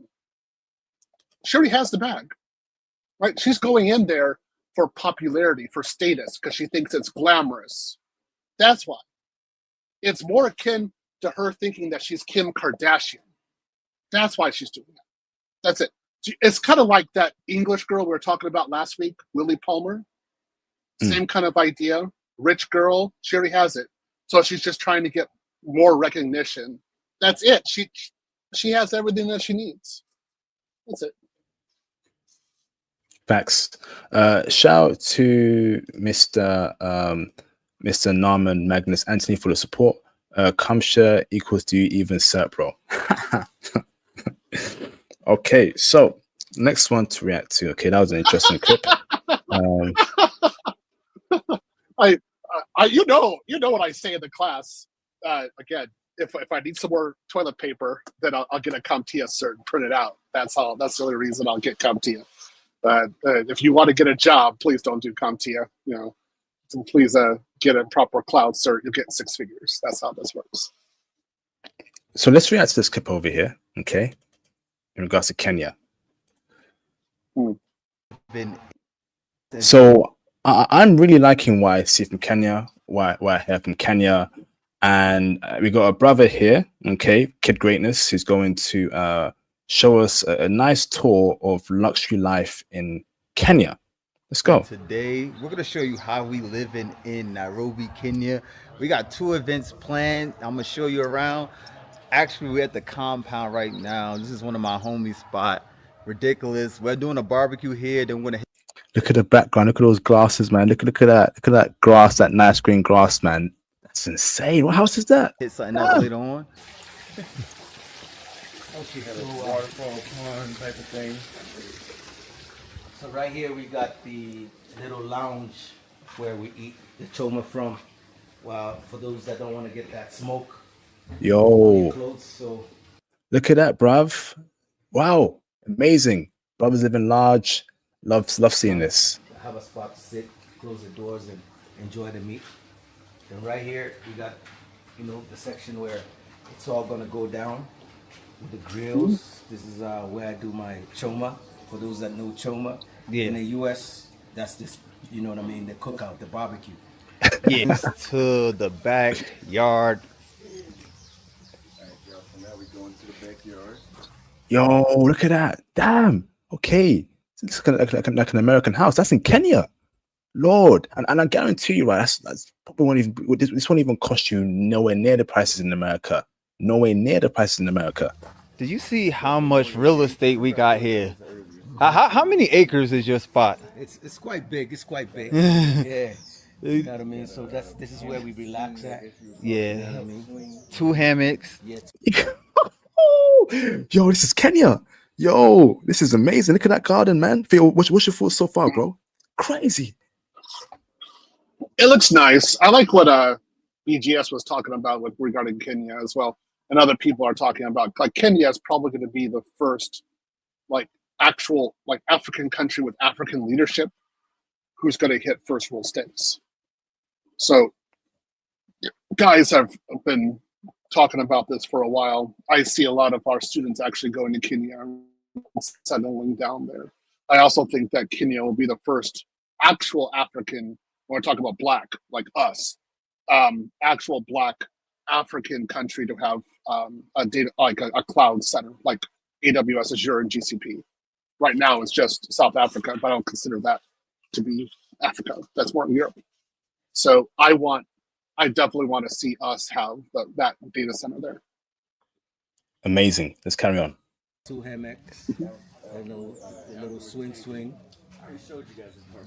We're gonna skip to the next part of it. Yeah. Oh yeah, this is my favorite part, yo. Like the lounge room with the Versace details. Details on that.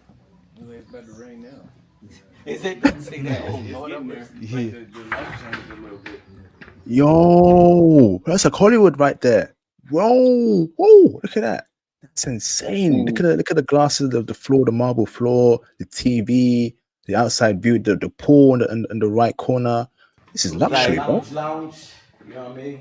We'll turn on the music and everything after, but This is the buyer. This is the first spot that I really put together when I first started construction. Yeah. So I started with this, with the dip, the pool. I built that for my son, but he's a little older. So now I'm trying to figure whether to make it deeper. So Yo, oh, shit. This is Kenya. This is Kenya. Oh, okay, so you can be in America. You can be in America right now, New York City, where it's 1 degrees and whatever. You can be in the UK, right? Manchester, Birmingham, whatever, where it's minus 1 degrees, right? And you're living in your small cramped apartment. You're paying, let's say, $2,000 for rent. You know, maybe $3,000 for rent in LA, in New York, or you can be in Africa, right? In Kenya, on your own property, $4,000 for rent. Look at that, crazy. Yes, that's for. Or you can be in Kenya on your own property, on your own land, build your house there, like this over there. Okay, I know why I'm picking in hot weather with beautiful brown skin, Afro hair, Kenyan women, and guess what, right? Maybe Kenyan women ain't your thing. Okay, import your Japanese chick over, import your Ukrainian chick over, import your Polish chick over, import your Brazilian girl over, and let live in Kenya with you. Okay. Okay, let's get it. Let's get it.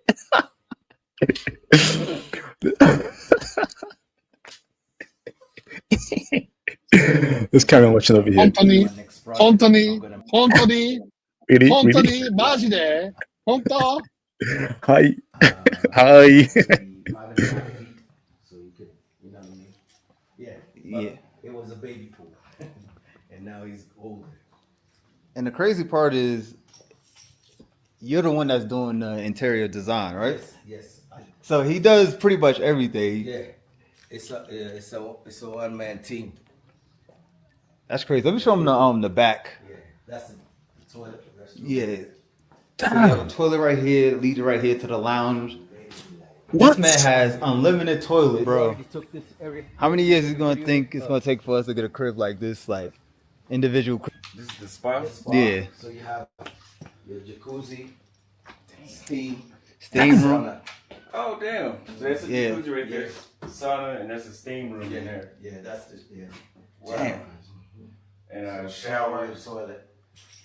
Yeah, you got to see this place at night, like, because the sun's still coming in. When you see this place at night, oh my. Yo, imagine that. Right? Imagine being right there, right? You got your foreign chick, right? You're in that setting, right? Blue lights, green lights. She's wearing her towel. Her towel is slightly slipped. You can see, keeping it PG. She's looking at you right in the eye. She's sipping champagne, and you know, it might just get down right there. You might just get down to business right there, bro. In blue lights, right? The lights it's beaming on her skin, right? Her eyes are rolling back. And you're like, oh man, this is the life, man. This is the life. Let's get it, bruv. Yo, Kenya, you're my list right now. Kenya. Kenya, soon to visit IP. Let's get it. Let's get it. My goodness, it is ridiculous. Wow. So And you got after he gets his hair, let me just break this down. So after his personal barber gives him a haircut, Right. he has his personal masseuse come here Yeah. and give him a massage in Right. his own spa. Yeah. Whoa, no. Okay, they got a massage table up there. Okay, let's rerun that story back. Okay, let's say you got a nice Filipina chick, right? Half Filipina, half Japanese. Okay, and then you are laid face down on that mat. She's rubbing your back. Then she just is slowly, it's soft, right? And then she gets close to your ears. The lights are blue. You're in that mansion, and you know it's getting down right there. You know it's getting down right there. Oh man, being a passport bro is a key. It's a future. It's a present. Let's get it. Steam and the sauna. But I don't combine all of them together because some days I would rather do the steam and the jacuzzi, but I do the jacuzzi all work from outside the country. But some I sourced from here. Some I sourced from here. Just look at this one. Damn. This is why you need to get your money up. If you don't, Get your money up and get your passport too. Get your money up and get your passport too. if you're not motivated by seeing this, I don't know what would motivate you. Deliverers,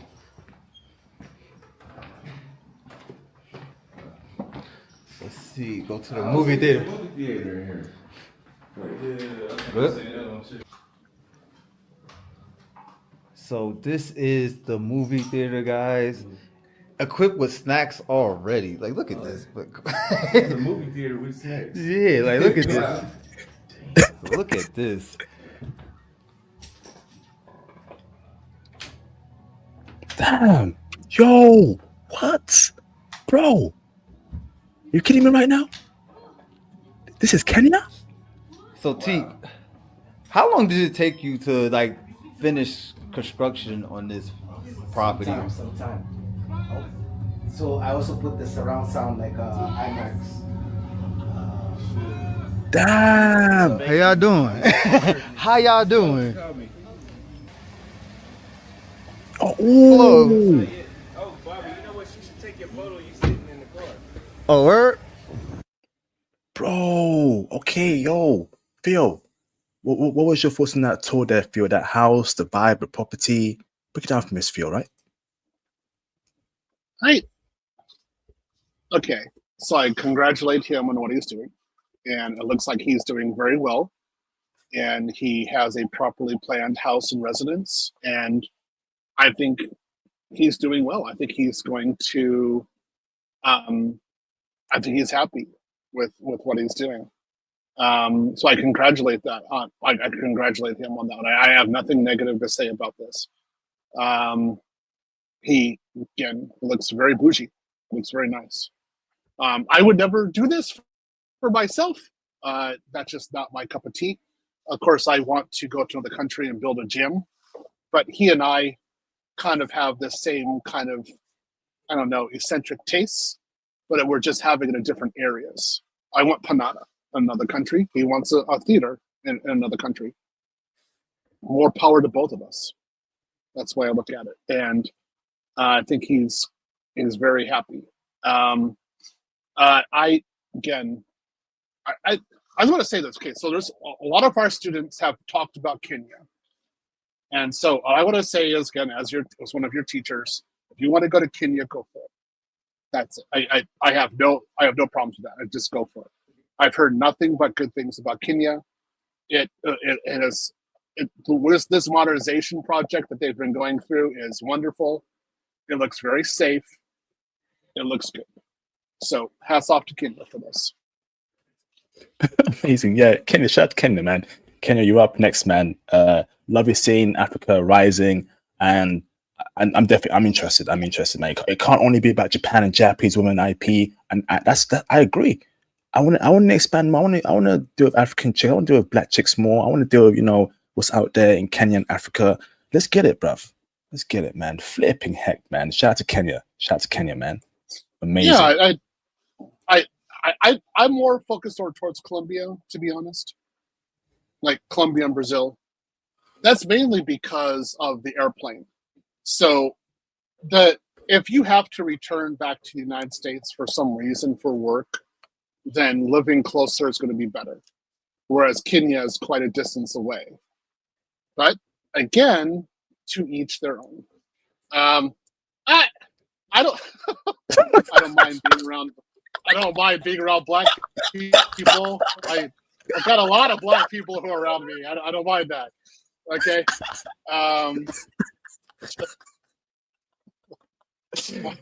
You're crazy. You're crazy. No, that's. I let my students say that. I give a lot of leeway to my students. They can say what they want. Let's just say this: if I can't build the house that I want to build in Colombia and Brazil, maybe I should consider Kenya. I'm willing to pay $100,000 for import tariffs for Colombia, so I've got that budget. So if I can't do it within that budget, then maybe I'll just have to go over to Kenya instead. Let's see what their import tariffs are like. Facts. All right, so let's get the next one. Okay. All right, so let's get to I don't mind black. I have a black manosphere conclave. Everyone's black in it. I'm not running away from black people. What the hell? I have a program to get black men into tech. Come on, for heaven's sakes. Come on. Let's be fair to me, will you please? Come on, guys, be fair, man. Theo likes black people, you know, and he's entitled to his preference too. We know he loves his Slavic woman, and that's cool. But he also loves black people too. He can like black people and like Slavic women too. That's fine, you know. So if he wants his blonde Becky's, I like German women too. German, yeah. I like German women. German Yeah. Sobanis as well. Okay, awesome. Yeah, German Sobanis. Yeah. Okay, next one. All right, so let's just skip over here. Donald Trump has threatened to take over the Panama Canal, saying the U.S. foolishly gave the waterway to its Central American ally. The president-elect claimed ships were being charged what he called ridiculous fees to pass through the channel. The canal was mostly built by the United States, but it handed over control to Panama in 1999. When they gave it to Panama, can you believe that? We would never have done it if we thought what's happening now can happen, and we would never, and we will never, ever let it fall into the wrong hands, but it's falling into the wrong hands. Wow. I mean, okay. Now, I like Trump. I'm happy he won the presidency. But Trump, don't you dare touch Panama. Don't you dare go near Panama, bro. I love Panama too, right? That canal belongs to Panama, and it is a very key part to the economy. I almost went there when I was in Panama, but I didn't have any time, right? However, that canal is very integral to the Panamanian economy. You take it back, you ruin the economy. Okay, and that's not what I want to hear from Trump, right? I don't want to hear that from Trump, right? Leave every other country alone and focus on, right, what's going on in America. That canal belongs to Panama, and you say you want to take it away from them. I don't agree with that, right? That's something I don't want to hear from Trump ever again. Be a good leader, bro. Right? Don't do that to Panama. Panama has a lot of Americans that live in there. They're living good. There's no problems there. Do you want to ruin it for them? Hell no. Right? From an economical perspective, it is key to their economy. Taking it back may crash their economy. A lot of shipping containers, food products go through that canal, and Panama runs that very well and efficiently. What's your thoughts there, FBO? Everyone learned how to listen to certain people with a grain of salt. Guys, Putin has been saying for years that Russia should take back Alaska. Is anybody here worried about that? No. But they have said it many times. It's on TV that Alaska needs to return back to Russia. So, in the same way, Trump saying that America should take back Panama is ridiculous because as Panama doesn't have any oil, we don't have any real justification for taking it back. It would just make no sense. So I'm not even worried about this. Let Trump say what he wants to say. He's getting people to listen. That's fine. That's just Trump being Trump. I don't listen to this stuff. He's like, okay, let's look at your policy. If suddenly we have 4 aircraft carriers off the coast of Panama, okay, now we have an issue. All right, but there's no 4 aircraft carriers off the coast. I think we're okay. Facts. Leave Panama alone. Panama's a good ally to America, and a lot of Americans live there as expats and they're living good lives there. So let's not ruin that kind of vibe and situation for them, America. Okay, think about the people living there who are American citizens in Panama, and there's quite a few there.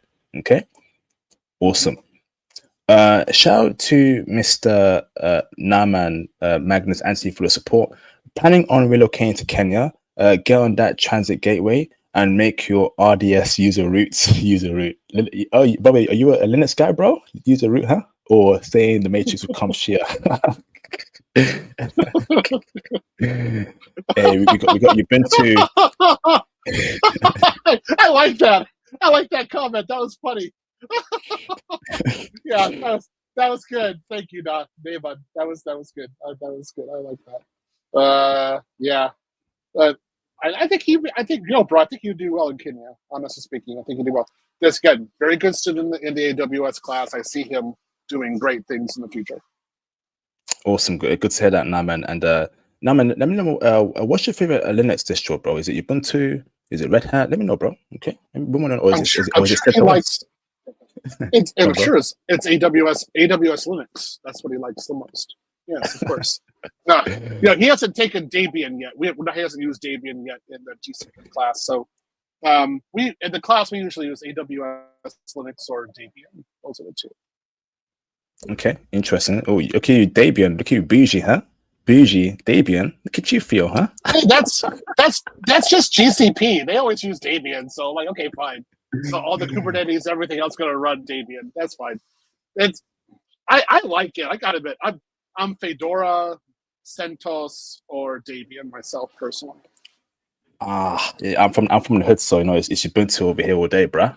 So shout to Mr. Duck Distant for the support. Removing insufferable people, things, and biases are key to good health. Facts, bro. If you're not evolving, then you're not living. Facts, bro.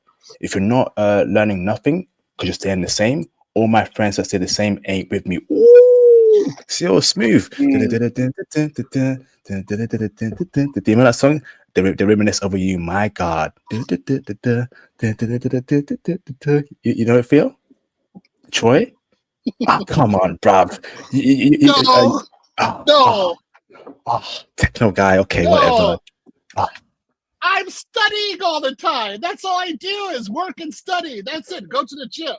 That's it. That's all I got done. That's it.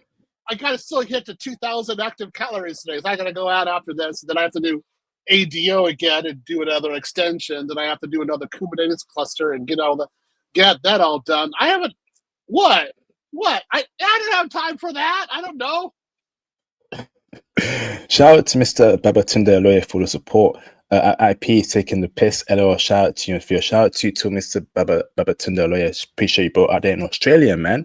Hope you're keeping well, brother. Shout out to you, brother. Much appreciated for the support. Awesome. Talking about Linux, just so you guys, that's why I show this one. Linux, the textbook. This is one of my favorite books for learning Linux. So there are students out there who want to go learn Linux. This is a very good example of learning it. And of course, this is from Laux. I bought this in Japan. Laux, right there. I got this in Akihabara. Yo, that's crazy. Yeah. How many years ago was that? 20 years ago? Maybe 20 years ago, something like that. I don't know. Are you have it? Yeah. I like this book. I like reviewing it and just going back through the ideas. I got a lot of Linux books in here, to be honest. We got a lot of Red Hat, but I need to update. I gotta update it. I got another. What do I keep next to me here? FreeBSD. I love FreeBSD. There you go. But I need to update these books, so I haven't gotten anything recent. But Linux is still the same all the time, right? So it's not going to be that new, right? So get some Debian, something like that. Oh, facts. Make sure learn your mkdirs, brothers, and your cd dot turn to directories. Okay, that's very important when learning Linux. Okay, so let's react to the next one. Okay, let's react to this clip over here. Okay, let's see this one over here. Shoot, I can't share that video. Keep it PGIP. Don't you dare swear, bro. Don't you dare swear. Okay. Shit. I ain't afraid of you mofos. You just swore. Okay, let's see. I didn't swear. I said shit.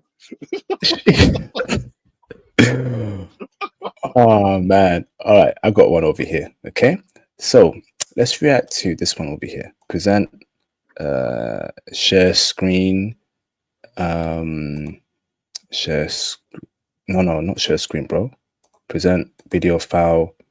Okay, so let's try this one over here.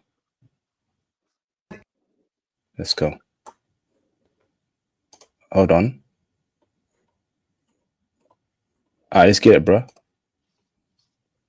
Will TikTok be banned in the USA? Yes, and maybe no.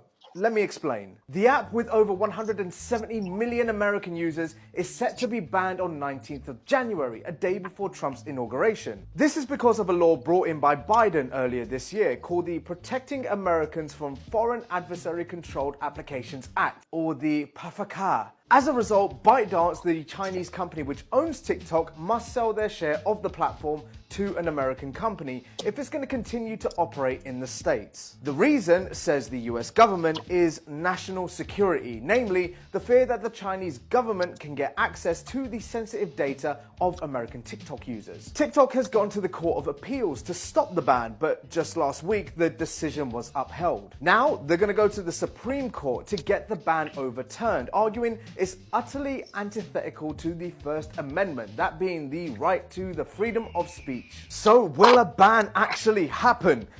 Maybe. It depends. There are a few outcomes here. 1. TikTok caves and sells to an American company, though they've repeatedly said that they will not do that. 2. The president's, plural, President Biden might extend the deadline of TikTok needing to sell by 90 days. But Biden has given no indication he's gonna do that, and anyway, he won't be president much longer. But incoming President Donald Trump has suggested he might save TikTok, saying he has a warm spot for it. He even met the CEO at his Mar-a-Lago estate. That might mean he issues a 90-day delay of the law, pushes for Congress to repeal the law, or simply not enforce the ban. 3. The Supreme Court agrees with TikTok and temporarily blocks the law, so it doesn't need to be banned. And finally, 4. None of the above happens and TikTok gets banned. But even if that happens, it's not all doom and gloom for American TikTokers. Yes, the app will be illegal to download and unavailable on the Apple or Google stores. But if you already have the app downloaded, you can still use it. Though for how long without any updates remains to be seen. So enjoy your cat videos while you can. Yeah, I welcome the ban on TikTok. I think TikTok has played a part in gender wars, culture wars, women talking out their neck against men, pushing out certain agendas. And I don't see these kind of things happening in Chinese TikTok, but it's happening in our TikTok in the UK and in America. And people aren't raising eyebrows. There's clearly some sort of weird particular push, right? To push sharing ideas and agendas from foreign adversaries via TikTok. And we're supposed to accept that. But in that country, China, right, they banned Google, they banned Facebook, they banned Twitter, right? But now they're speaking out that TikTok may get banned in the US. No, get rid of it because it's pushing out nonsense. It has played a part in the deterioration of men and female dynamics. Okay, it's making people dumber every single day, right? Get rid of it. Get rid of it. We don't want to see it anymore. And even though Biden was a horrible president, this is why I agree with, though. I agree with his decision here to ban it. What's your thoughts here, FBO? I'm bashing black men too. Facts. Go on, bro. So I look at it more from a technical point of view and see whether or not the Chinese government would have access to American PII. And from what I'm seeing, yes, they would have access to American PII. So this isn't necessarily something in the benefit of the American consumer. Now, VK and VK.com is indirectly controlled by the Russian government, and it's also used in America. I'm on VK myself, but it's not as big as TikTok is. What you're saying about TikTok is actually true regarding the content that they have in the West versus the content they have in China. I agree with that. Ultimately, to be honest with you, I don't care. If Western women use TikTok for their ultimate destruction, so be it. If they're on there doing crazy stuff, I don't care. We're passport bros, we're in another country. I don't have TikTok myself. I've had people tell me to get on it, to watch stuff, and I'm like, no, man, I don't do TikTok. I just don't. I'm on VK, but I'm not on TikTok. I just don't care about it. I'm on YouTube, and of course, Facebook. Those are my platforms. So, to each his own. If you got a bunch of people, got a bunch of women who want to do TikToks all day long, go ahead. We're going to be in another country making families. I think we're choosing the right way. Facts. I think a key problem with TikTok was that they were pushing out certain narratives about black men. I know TikTok is international. Like even when I was in Japan, right, and I always speak to Japanese women, right, and they'll say, "Oh, I heard this about black men from TikTok. I heard that black people do this on TikTok." It was always TikTok, TikTok, TikTok, TikTok. Even in Germany, in Munich, Germany too. And it was so flipping annoying, bruv. It's all your info coming from TikTok. Because guess what, lady? All black men don't behave like what you see on TikTok. We're not all dancers. We're not all some sort of cool dudes, that like rap all day, listen to rap all day, right? Sick of it, bro. It really is a very powerful information tool, but it's used wrongly. It's not used rightly. Okay? Get rid of it in the West. Get rid of it. No, get rid of it. Shoot. I don't care. I'm a Gen Xer. I look at this as like Madonna on MTV back in the day. And, early 90s, people like Christian groups wanted Madonna removed from MTV because of the content that she was doing at that time. I didn't care. I just didn't have cable. So I didn't watch MTV. I was too busy. Like you said before, do you watch the stuff? No, I don't. I was studying back then. I didn't have time to watch MTV. And so, I didn't care what was on there. It's the same thing with TikTok for me. I'm just like, okay, fine, whatever. And if you want to turn it off, you'll turn it off. If you want that content, fine, I don't care. Facts. Goodbye, TikTok, and don't come back here again. Next one. Okay. Bro, even like where's this video over here actually? So let me show you over here. Okay. Even like it's affecting these other countries. Let me put. Where is it? Is it this one? I think it is. Some of the French. That's not the one. Me from studio. Present video file. Where is it? Dochi. Oh, that was good. That's correct. If you want to say it, really say Dochi kana. Yeah, Dochi kana. So that what kana means at the end? No. What is it? It's just it's just like a wonder. Like I wonder. But so the wonder value for a woman is kana, and for a man is dake. But I use it colloquially because I was married to a Japanese woman, so I use kana all the time. But dochi kana, dochi dake, right? So it's more authentic. It's more colloquial. Thank you. The West Africa region, where a number of events are making one thing quite clear. Russian influence is on the rise. Those were Nigerian protesters waving Russian flags. They were seen demonstrating in the city of Kano, that's Nigeria's second largest city. Russian flags were raised in several northern Nigerian states, and this has left the authorities worried. Waving Russian flags in Nigeria will be considered treason. About 40 people have already been arrested across northern Nigeria. This includes the tailors who sewed the flag. This seems like a knee-jerk reaction by Nigeria, but maybe they have a reason to be scared because Russian flags have been flown in West Africa before. In Nigeria's neighboring country, Niger, then the West African nations have chosen their side. The recent diplomatic moves and the Nigerian protesters waving the Russian flag, they show that Moscow's clout continues to grow in West Africa. Don't count Russia out. Okay? A lot of African countries are sick of the West, and how they do things, and Russia is an alternative partner. Okay? And I think they're scared that, maybe there may be a coup in that country, and they wanna clamp it down. Okay? Because Nigeria is a oil-rich country, but for some odd reason, okay, they're not doing well economically. What's going on there? Crazy corruption, all right? So how do we solve that? New leadership that's not corrupt, that cares for the people, that spares the wealth, that will push out equality from top to bottom, middle class, lower class, upper class. you know. So you can't blame them for waving Russian flags. People will always seek alternatives to poverty, and and not and not going through good things in life. What's your full self feel? If we're talking about a coup, we're going to think about Syria. The place that Russia lost, and they lost billions of dollars worth of military assets, and now they have a lack of area where they can funnel their activities, their COVID activities in Africa. Yeah, that's what I think about. We're talking about a coup. We're talking about Syria. Russia is over for the next 10 years in Africa. They don't have a base of operations to properly do things anymore once they lost Syria. It's too far away. They don't have the logistics to actually do what they need to do.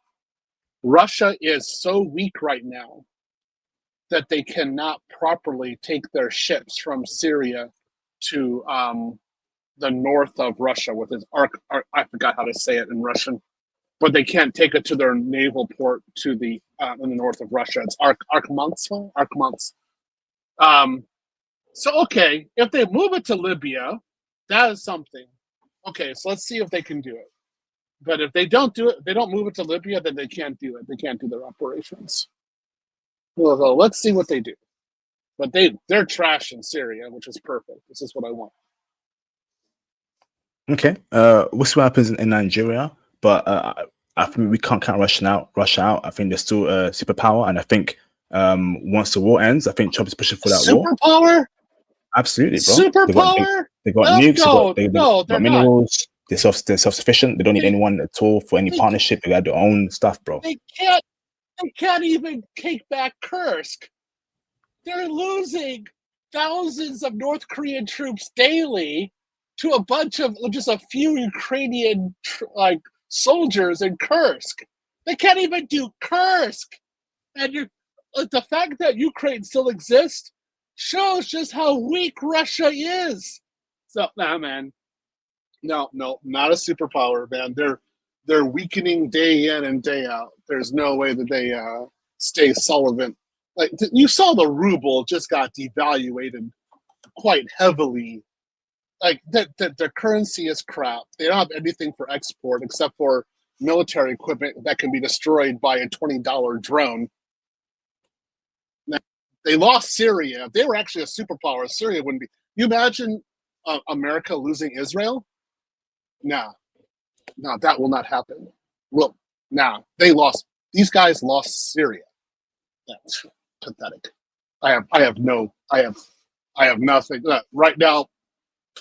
As I said, I'd be surprised if Putin is still alive in 6 months.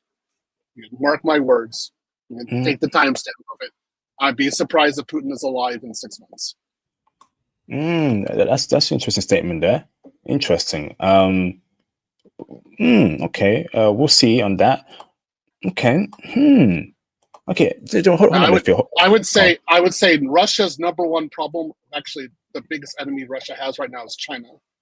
China can actually because oil is coming from the Stans area, of the northern of Russia.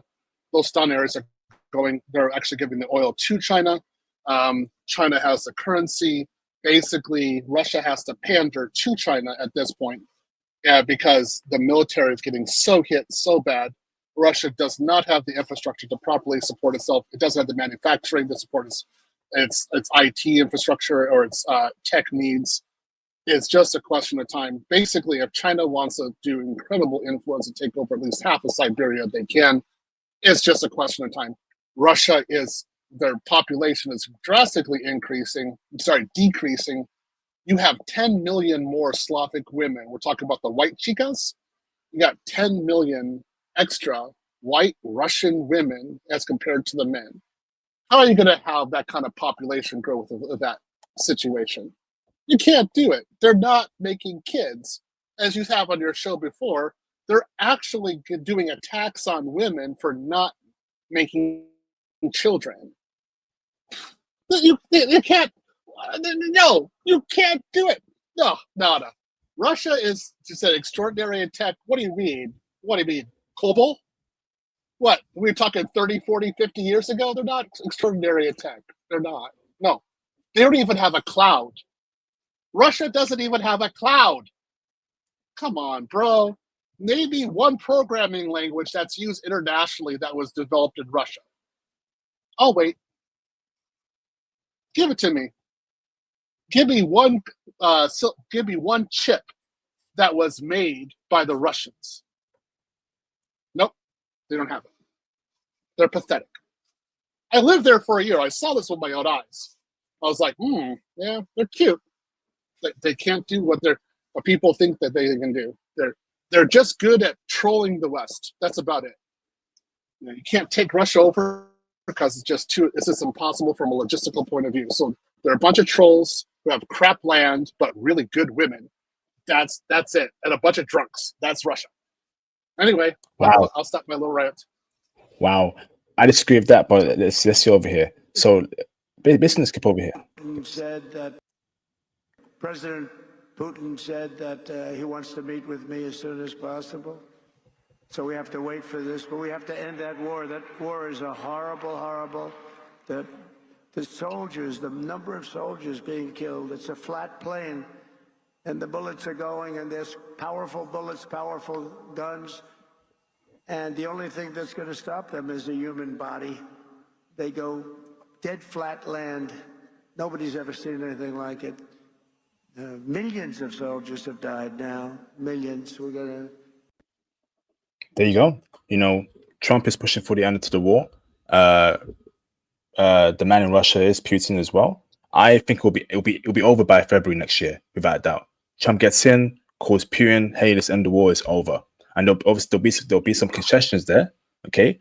And I don't think Putin is going anywhere, okay? I think that the war will end, and you know, America, Biden, right, got it wrong. He got it wrong big time.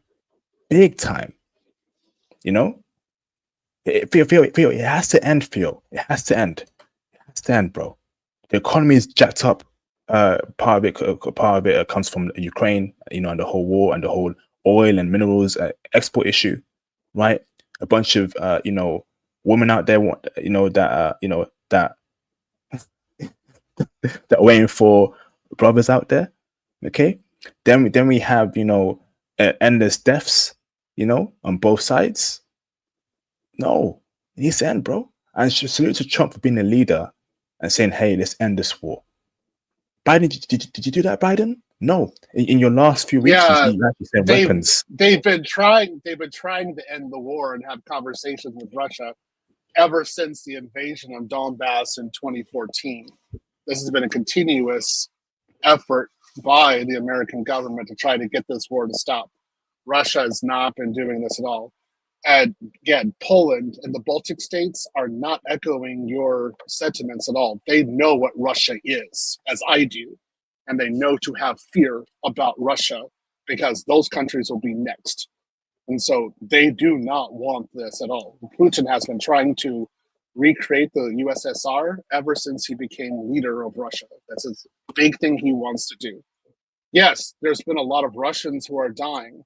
It's not what Trump is saying. More Russians died in a single day within World War II and encirclements than are actually happening right now in this war. But the fact that it's been over 2 years and Ukraine is still existing just shows how weak Russia actually is. This wouldn't happen in the United States. We would have ended this immediately. Biden is entirely correct, and so is NATO entirely correct to defend Ukraine. If anything, we should have peacemakers there on the ground. And I agree with the French for actually doing that. Hopefully the Germans will actually put peacekeepers on there as well in order to make sure that, you know, Ukraine isn't totally taken out. If America does not support or does not financially support this, the EU will continue to support the war. So there will always be proper backing for Ukraine, as there should be, because if you look at what Russians are saying, are you looking at what they're saying in Russian? Like basically exterminating all Ukrainians? That's why 10 million Ukrainians left in the beginning parts of the war as refugees, right? Well, you don't have Ukrainians are talking about exterminating Russians. They don't think that way. So if you have this power coming in talking this way, you better bet we better do something. Remember World War II when we did nothing when the Nazis went into Poland? How many did they lose? How many millions? We did nothing. We just sat back and let it happen. Yeah, we should learn from history and not actually repeat like non-engagement. And sure, we spent some money on this, but this is correct. If anything, Biden should have been more lethal in the beginning. There should have been A-10s used in the beginning. That would have been a big thing, right? So yeah, we should have more military support and actually use the ATACMS on Russian soil from day one. We didn't do that. That's what the problems are. So, hey, I definitely support Ukraine on this one. I'm glad they're still there, and Putin needs to leave. Actually, he's going to meet his fate. It's going to be probably some sort of power taking of him, because this happened repeatedly in Russian history, and he'll disappear. That's all I'm going to say. We'll see. We'll see on that part. We'll see. Okay, so next one to react to, right? So numerous articles have been coming about stabbing in Japan. And Japan's supposed to be a safe country, but let's break down these articles for because again, are things changing in Japan? Is it becoming more dangerous? So let's see the first one over here, okay? So an article over here says here, right, present, share screen, okay? So it says here, right, this is Japan, all right? Woman stabbed on street in Kyoto. Man fleeing car seized by police. This happened in December, right, this month. Kyoto. A woman in her 40s was stabbed with a knife by a man near a parking lot of a convenience store in Minami Ward, Kyoto, around 11:40 a.m. on Monday. The woman was taken to hospital and is said to be conscious, although the man fled the scene by car. The police then seized him. Okay, so that's the one of the first few stabbings happening this month in Japan. Okay, and there's more. Okay, there's more. Right. So let me show you my other screen. Okay, so we have another stabbing in Japan. Okay, copy, paste it in here. Share screen. Okay, it says here. Okay, so let's go.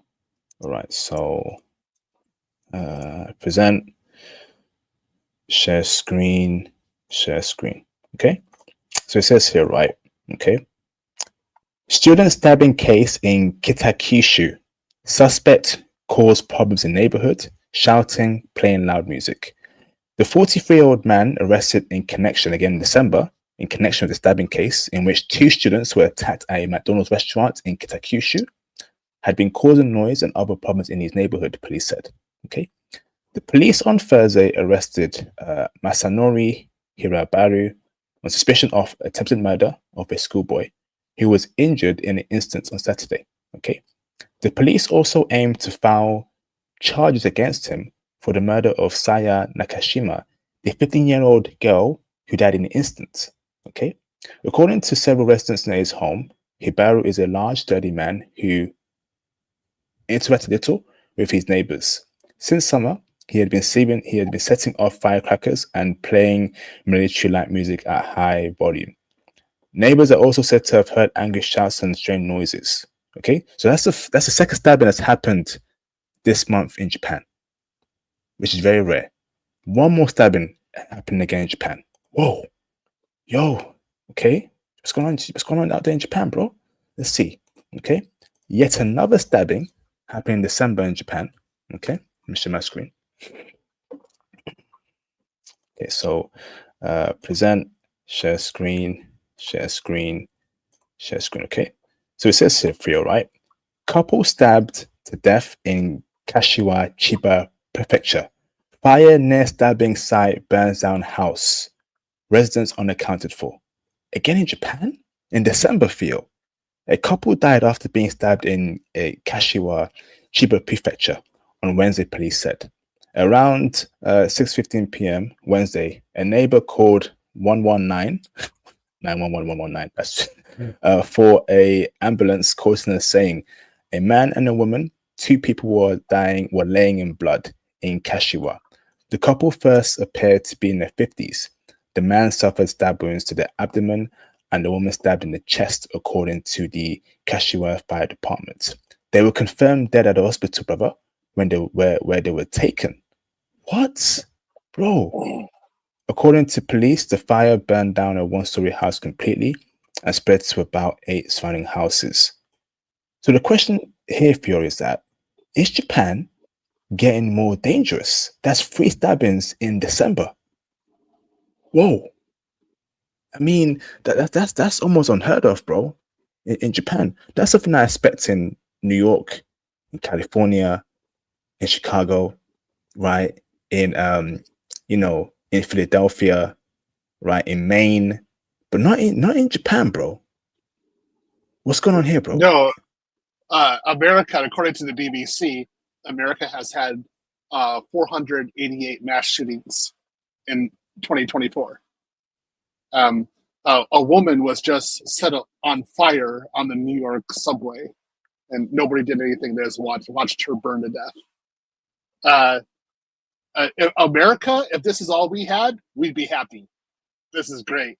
Remember, Japanese don't have guns, so they do some stabbing. Okay, no big deal. We don't mind this. You can actually count how many stabbings there are in Japan. Not bad. That's pretty cool. We have over 30,000 people dying a year from gun-related deaths. We have more guns in the United States than people. Yeah, I take that what the Japanese have. That looks pretty good. I like that. I like that. I can go outside at night. If somebody has a knife, I'm on my bike. I can just run away. It's no problem. If somebody has a gun, like the United States, they could actually drive after me and start shooting me. What are you going to do if you have a knife and you drive after me? You can't get next to me. I can just go on the sidewalk. I'm fine. Yeah, I think we're pretty good. I think we're pretty good. Yeah, I don't mind that when we have that in Japan. But when we just had the school shooting where I think it was, I don't know, Indiana, I forgot what state it is. Chad, help me. There's a girl, a 17 or a 15-year-old girl killed like 4 people in a school. Students have to go to school in America with clear backpacks to make sure they're not armed when they go to school. Yeah, they actually have to go through metal detectors in many schools to make sure they're not packing something besides a really good lunch with bologna. Wow, that is amazing. I like what Japan has. Just some stabbings. I'll take it. Yeah, that looks pretty good. Damn. Okay, so you're saying that brothers should not be worried about this at all. This isn't going to be like some sort of stabbing spree. It's going to get more dangerous in Japan. This is nothing compared to what happens in the US. This is just happen circumstance, and it won't happen. It won't happen like this much in the future. It's not a problem.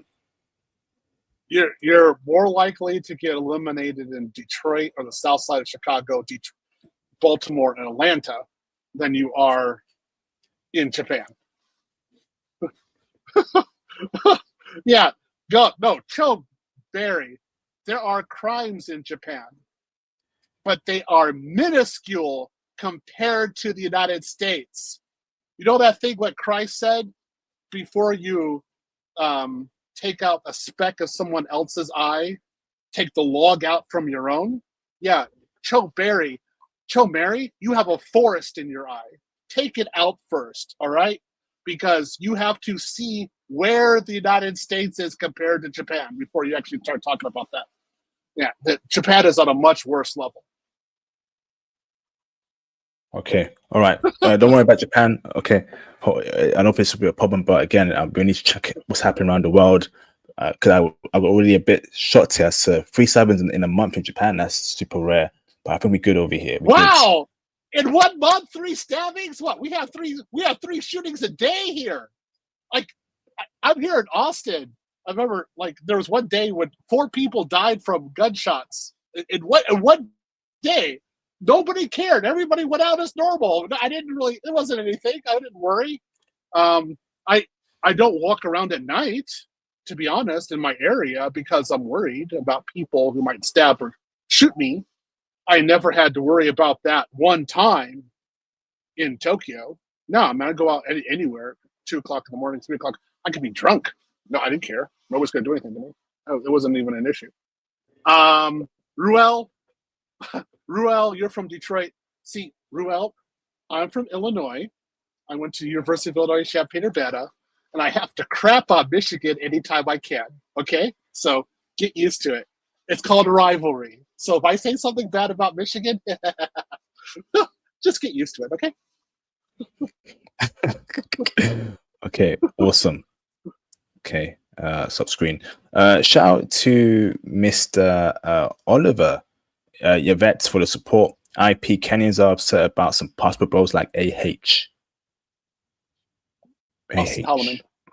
Okay, I see. I mean, he's having a great time out there. I think he's doing a great job out there, Austin Holman, and may he continue doing great work, man. Shout out to Austin Holman.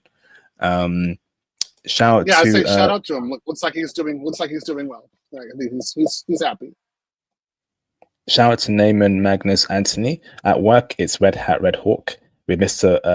Malgus, we don't stray away from Debian and Amazon Linux. We don't fight our assigned port numbers. Hashtag Chewbacca. Yeah. Well, just so you guys can know, this is one of my books from Japan, Fedora Core. Again, this is what I use to learn Fedora. I use Fedora all the time in Japan. It's just one of my favorite ones to use. So yeah, we're going to keep on staying with Debian. It's the good one to use. I'd use it in AWS too, but it's AWS Linux is just so good. So I'll just stay with that. Okay, shout out to Mr. Naaman Magnus Anthony for the support. Japan and UK having a pairing attachment on shanking. That's right. That was a good joke. You otaku dayone. Okay, so now I say, like, you look at the UK, right? You got a lot of stabbings there. You got shootings there too, but you definitely have stabbings. I was with my Japanese wife. We were scared to go out at night because it was dangerous. We never had that feeling in Tokyo. Let's go out. Nobody's going to do anything. You don't do anything like that in Japan. So if you have some stabbings, some things happen, blah, humans are humans, sometimes they're going to go knock each other out. But, who cares? It's okay. On that note, Theo, right, in regards to danger, right, big news over there in the USA, even in the UK too, because it was shocking. Okay, and I'm sure you've heard about it yourself, Theo. Died. A woman in New York has died after being set on fire on the subway. Officers released this image of the suspect, who was later arrested. Police believe the victim fell asleep on a stationary train before being set alight by a man she didn't know. She died at the scene. That's the worst for you. Imagine, right, you're sleeping and that happens. That's just disgusting. That's evil. That is inhumane. And you don't hear these kind of things happening in passport bro countries. And it just shows you as to what America's on, or what the West is on. America is by the day becoming worse and worse. It's not safe, okay? It's dangerous, okay? And this news here is disgusting. I was shocked. I saw some clips on Twitter that I couldn't believe. I couldn't believe what I was seeing on Twitter. I was like, "What the flip? What the flip?" She was standing there. She was burning. How can you be that evil and do that? Right? And this kind of inspires you, right? Just to get out the America and the Matrix, right? Because there's a lot of crazy people in the West right now. A lot of crazy people, bruv. You don't feel safe. You just don't feel safe in the West. Even in America, the West, it's not safe, man. It's dangerous. Break it down for us, Theo. Did you see the video? Did you see the unedited video? Yeah, I saw that too. She was moving, and I was like, how is she standing in that position? Why isn't she screaming? I don't that was my first question, like, what's going on? That was the first one. The second one were the people just taking the videos and not doing anything. And I was just like, huh, this is interesting. So when I was in university, we were taught a lot about how there was a woman being murdered, and she was running away from her murderer in New York. And apparently over 4,000 people heard her screaming for help, and no one did a thing for her. And in this case, it's kind of the same thing, because why didn't someone at least tackle her body to the ground and put the fire out? She was moving. I don't get that. So that was my analysis of it. I don't understand why, like, a police officer came by and didn't do anything. And I was like, well, why aren't they taking her to the ground? It's not hard to knock out a fire like that. You can do it. There's no threat to anybody else. It's not, what can I say? So it was disturbing. It's a horrible way to die. Of course it's horrible, right? She wasn't a threat to anybody. I just wish that there was a better response. That's all I can really say about that one. I wish somebody would have just done something and actually taken her down to the ground and actually stopped the fire. But nothing happened. No, it wasn't even, people were saying, why didn't the men do anything? I said, well, why don't the women do something as well? The women are just as capable of putting out fire as the men are. So why? It's failure on all sides. So something's wrong. That's all I can say. Something should have been done. She shouldn't have died like that. Brother, it is a symptom of the West currently, bro, where it's just get the phone out and just record. Do it for clout. Yeah. Well star, and just share with friends. Yo, look at that, bro. Look at that, bro. Brother, that's what I'm saying. The West is culturally bankrupt. It has no soul. It has no feelings. It is empty, bro. It's like a hollow pit.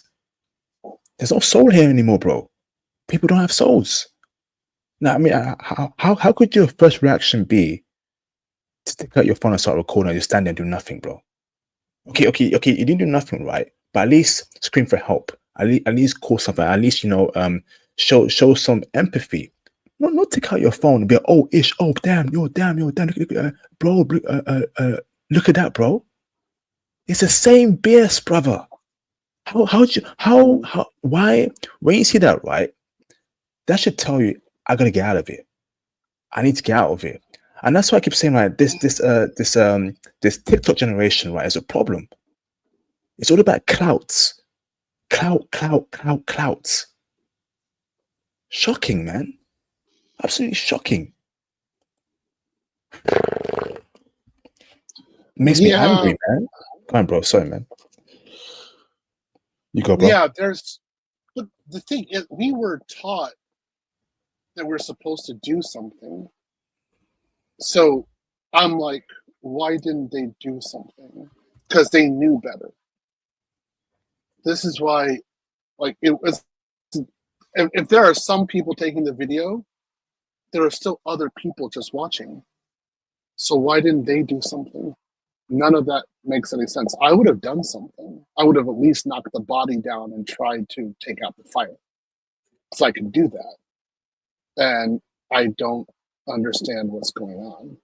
So I think sociologists will make a big study of this and give a good answer of what's going on. I don't have the answer to this. I think it's unfortunate, but we need an answer. We do, bro. Shocking. Absolutely shocking, man. Damn. Shout out to Mr. Magnus for the support. The West Ingress 0.0.0.0/0. Is that the subnet? Lady on train in fire. Facts, bro. So that means anyone. That's all, right? So that means everybody. You could like say like everybody's watching it, but nobody's doing anything, right? I think that's a good. That's a kind of like a witty comment. Yeah.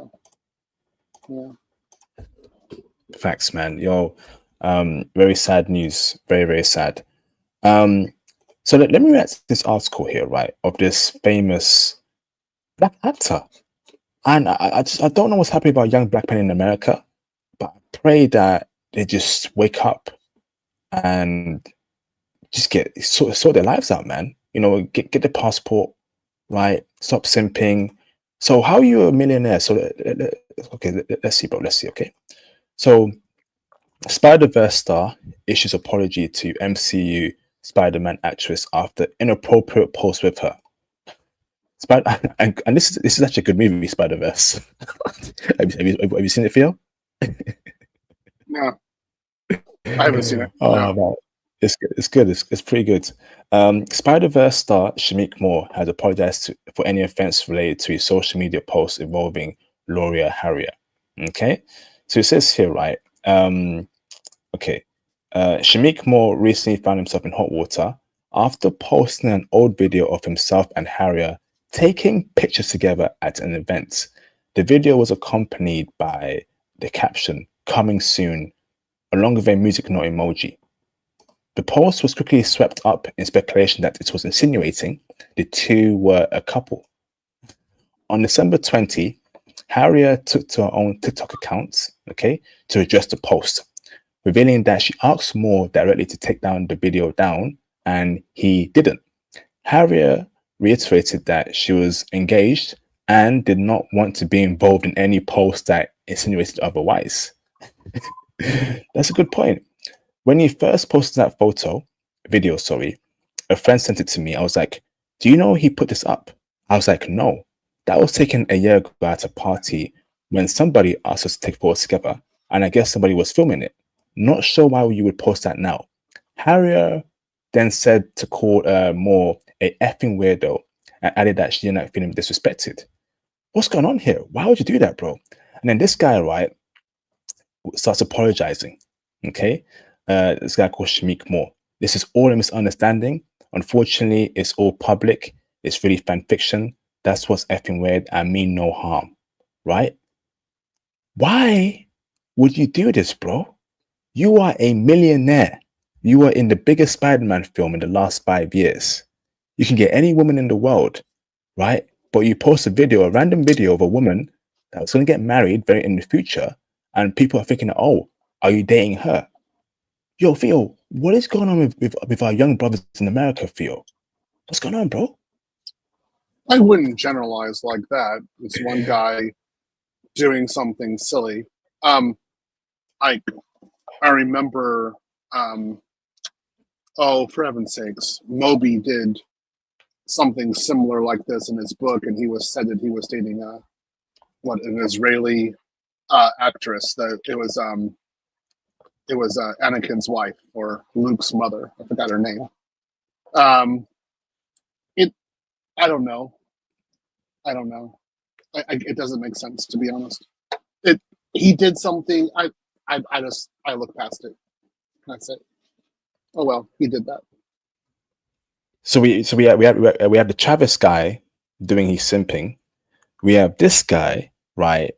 They can get any woman in the world, but post up videos of this chick, right? And I think I don't know if you know, there's this actress called Haley Steinbeck. She married to an NFL player recently, or an NBA player, right? And they both star in the movie Spider-Verse. And from what people say, right, he's been interested in her, but she's clearly not showing any love towards him. So it's been awkward between both of them, where he's trying to speak game to her and she's not interested. So he lost a girl, right, to another man, right? Okay, that happens every day to people. But you, bro, are up and coming black young star in Hollywood, and you know how the powers that be are. Get your check, bro, and go home. Don't issue. It's facts, feel like. Why would you want to date your co-worker? You're there for work only, right? You know how the industry is, the whole Me Too stuff in the industry, right? So you need to make sure that You get your check and you go home and you ignore these women outside of work. If you're not working with them, don't speak to them, right? And a lot of dudes need to make sure don't ish where you eat. Cash your check and go home, bro. Come on, bro. Get your passport. Go abroad. Travel. Okay, maybe. Come on, bro. Damn, it's weird. It's weird to me, man. No, it's small compared to Diddy. That's where the real thing's going to be. So, I don't mind. I don't mind this, to be honest. It's silly. I just like he made a mistake. He'll learn from it. Facts, absolute facts. All right, so let me stop sharing here.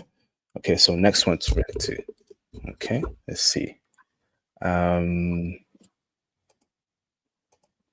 Let's see what's over here. I think Phil will like this. Okay. Present. Hold video on. file. You need to ban. Yeah. You need to ban truth. Okay, thank you. Any trolls, you're gonna get banned off RIP. Gabe A, Truth, any more trolls, you can get banned off RIP. You can get banned. And anyone saying the N-word, or close to the N-word as well, I'm gonna ban you too. There's a no N-word term rule on this channel, right? We call ourselves bro here, brothers, dudes, kings, or our names. Not ninja, not some sort of other N-word replacement, right? I don't know why some of you guys are so hooked on that word, bro. There's other words out there you can use as a term of endearment. Hey, bro. Hey, dude. Hey, brother. I like that more than the N-word. A lot more. Let's go. Okay. So, video file. Let's see over here. Okay.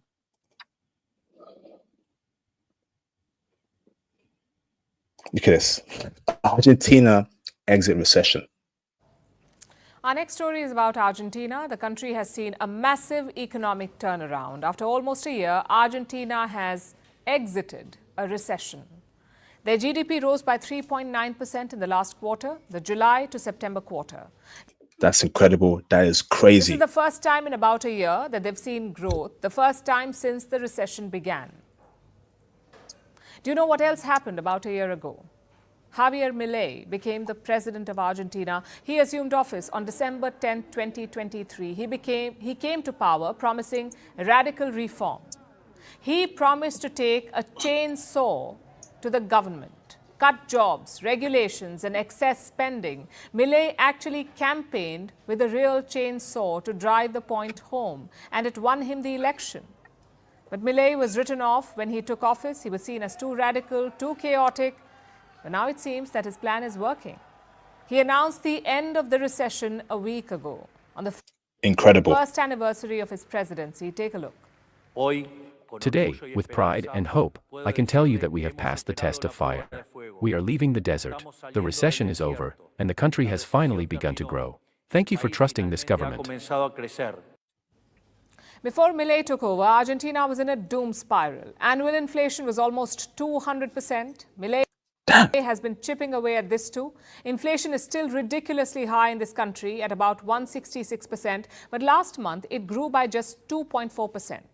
That's the lowest in over 4 years. Before he was sworn in, prices were rising by almost 13% every single month. 13%. So 2.4% is a massive improvement. Now combine this with Argentina coming out of recession. And Milei seems to have achieved the impossible. He says it's all because of his chainsaw. We reduced the number of ministries from 18 to 8. We eliminated nearly 100 secretariats and undersecretaries. We closed more than 200 areas that had duplicate or obsolete functions. We froze the salaries of high-ranking officials from January until now. We fired 34,000 public employees and are testing the qualifications of the others. That's incredible. What a success story, Theo. In a year out of recession, seen economic growth as well throughout the year. And you can see here, right, he's taken some pretty serious changes to make sure that his country grows, right? Now, UK, for the second month in a row has had no growth, right, in the UK, and there could be a recession coming soon, right? US, there's some problems there in recession with the economy. Now, is it wise for US to take a playbook out of this guy and apply it to US, brother, to lower prices down and get the economy starting again in America, Theo? Because he's definitely doing a great job. So whatever he's doing, Theo, could work for other countries.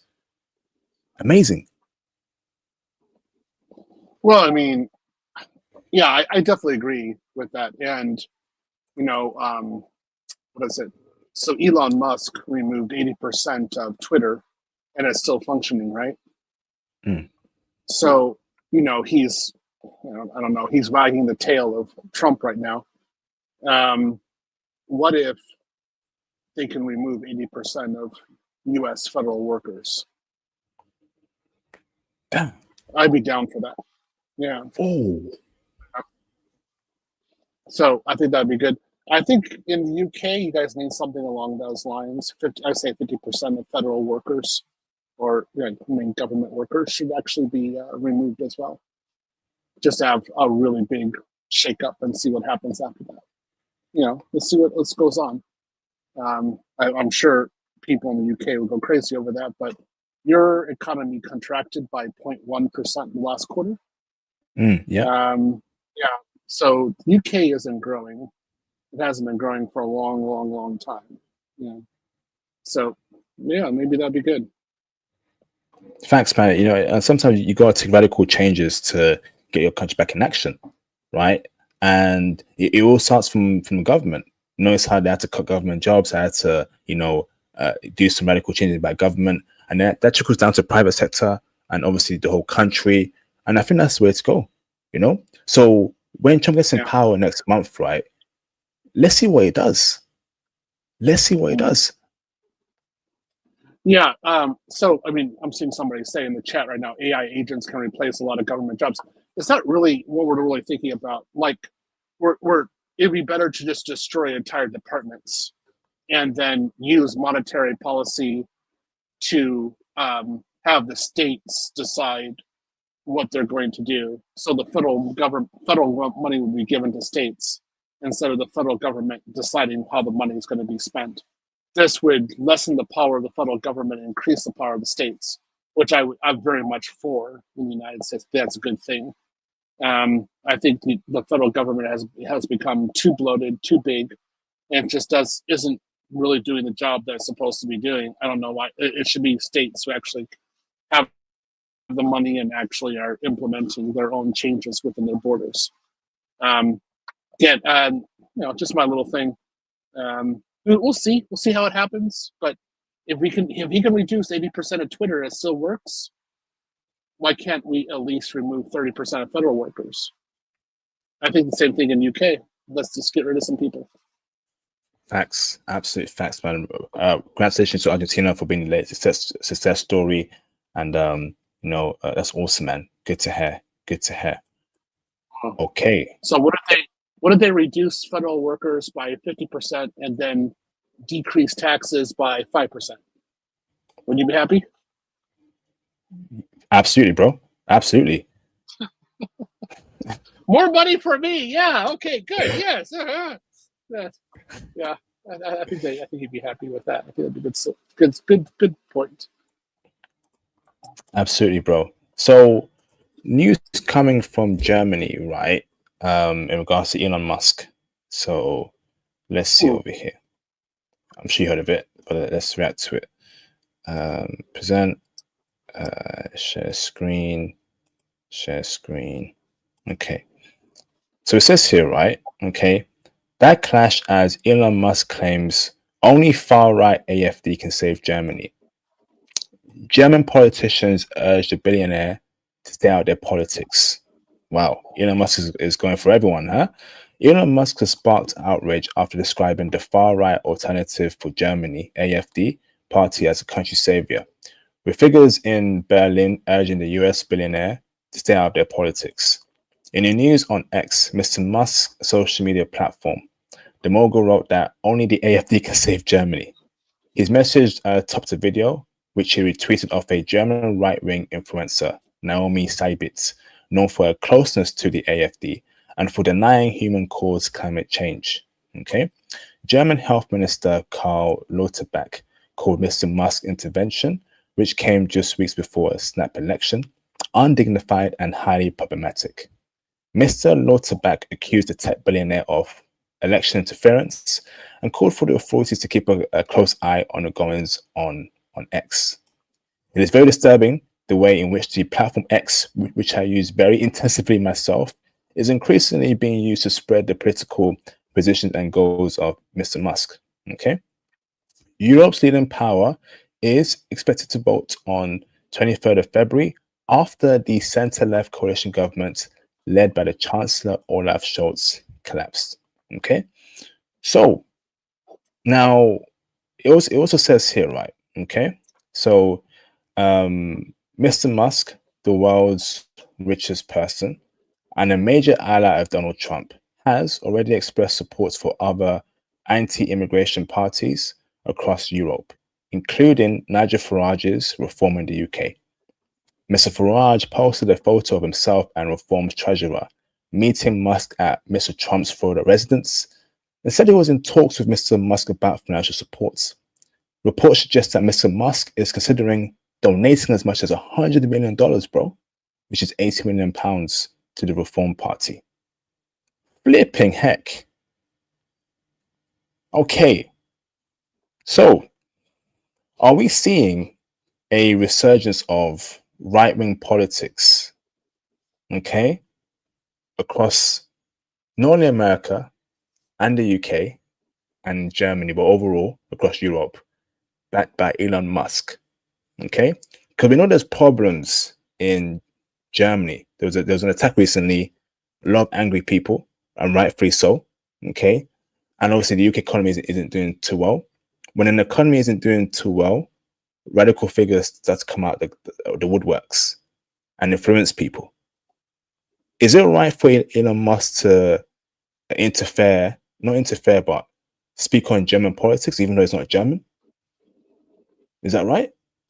Is it right for him to No, give you can 100 do million? it. Come on, bro. No, you can do what he wants. It's freedom. That's part of democracy. You can do that. We have some rules, but if he wants to do that, okay, he does that.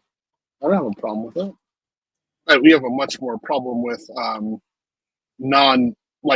state-sponsored propaganda against a country. That's more of an issue than what Elon Musk is doing. He's doing it out in the open. I don't care who's doing that. If he wants to spend his money that way, that's fine. I don't. I'm actually looking to see whether or not it's actually far right. I don't really see anything that they have an issue. Looks like they have a small issue with anti-feminism. I say people need to be careful whether or not when they say far right or somebody labels something far right, whether or not it's really just something that liberals don't like. So they just label it far right. So is it really going to be a far right? Because if it's far right, you and me couldn't be in front of them. We'd have to fear for our lives. And I don't see anything in here where we'd have to fear with our lives. And if we were, in Germany, married to a snow bunny, it doesn't look like they would say anything about it. So I can't really say that that's far right. They're talking about immigration, stuff like that. But we're doing the same thing in the United States. So it kind of makes sense. I don't have an overwhelming problem with this party, to be honest. I'm just doing a cursory reading of who they are. I haven't seen anything specific that shouts out that they're really horrible. If Elon Musk wants to go there and do this, so be it. Let him. That's fine. And people have the right to say what they want to say. Let him go out and say what he wants. People want to say they love Santa Claus and they want to go up in a sleigh and go around. They'll say they want to go riding Rudolph. Okay, fine. Go ahead and go ride Rudolph. I don't care. That's what a democracy is all about. Just as long as they don't deny things like the Holocaust, which I don't think they're denying the Holocaust. I don't. But you know what? What was I going to say? In regards to, you know, can far right politics save Germany? You know, because they are a far right party from what I see. Is that where we should be pushing Europe towards too? You know, But how are they far right? What makes them far right? I don't see anything that's really far right with them. They're not something that would be far right that we'd have to worry about is okay. So they don't want to have immigration, in particular Muslim immigration. A far right person would be like, let's make some camps up and collect all the immigrants and put them in there and make sure they never leave the camps again. Keep it PG, yeah? No, I'm keeping it. That's a far right position. If they're just saying, hey, look, we don't want so much immigration from Syria and failed states in the Middle East, let's have less of them coming over here. That's not a far right position. That's a financial position that people are in that country saying, hey, look, we don't have the money and the infrastructure to absorb all of these immigrants coming over, and we want a national identity. It's the same thing in the United States. We're having the same kind of idea. We don't want to have all these immigrants coming in from South America. That's ridiculous. Let's close the border off. I wouldn't say we're far right for saying that. We're just thinking about finances. That's all. It's not an issue. I don't consider that to be far right. They're not saying, for example, you can't have. They're not saying to limit medical elections or medical options for women. In America, we did that. So will we consider us being far right? Because that's, again, we're much farther right than in that area than these guys are. I don't really see them as being far right. And I just see them as being something that liberals don't like. That being stated, as long as they're not calling for public deletions or putting people in camps, I think they're, they might have the proper reflection of the voice of the people, and that's okay. Let's see what they do. Okay, let's see what they do. Okay, last one to react to. Shout out to Mr. Inspired Truth Postcards. Thank you both for the support, much appreciated, bro. Thank you so very much. Okay, so let's see over here. Present, video file, and let's react. And how I escaped the rat race and moved overseas. I got out of America because I just saw that like life in America was kind of depressing. Yep. Across the West, UK too. It's a Western thing, bro. But I think in America it's 10 times fold. And I don't blame you for leaving America for greener and greater pastures. But where'd you go to, bro? Let's check it out. And I got inspired by a couple of people who were living their dreams. Like it was two guys who had like a super, super tight budget. They saved up $3,000 to go to Thailand, and they just planned to stay there for like a little while, for probably like, I think like a week or something. But then they said, forget it. I'm not going back to America. And they stayed there. And I watched their story. And then from their story, I found other people's stories like that. Like, oh yeah, I got tired of the UK, so I just traveled around the world. And I started reading these books about. Who does that sound like? Who does that sound like? Get your passport, brothers. Get your passport. Some crazy guys. I don't know. Sound like some crazy guys.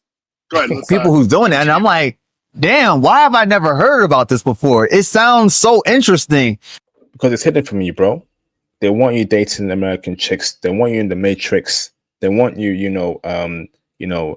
divorced, giving your assets to horrible Western women. They want you in that Matrix, brother. Okay?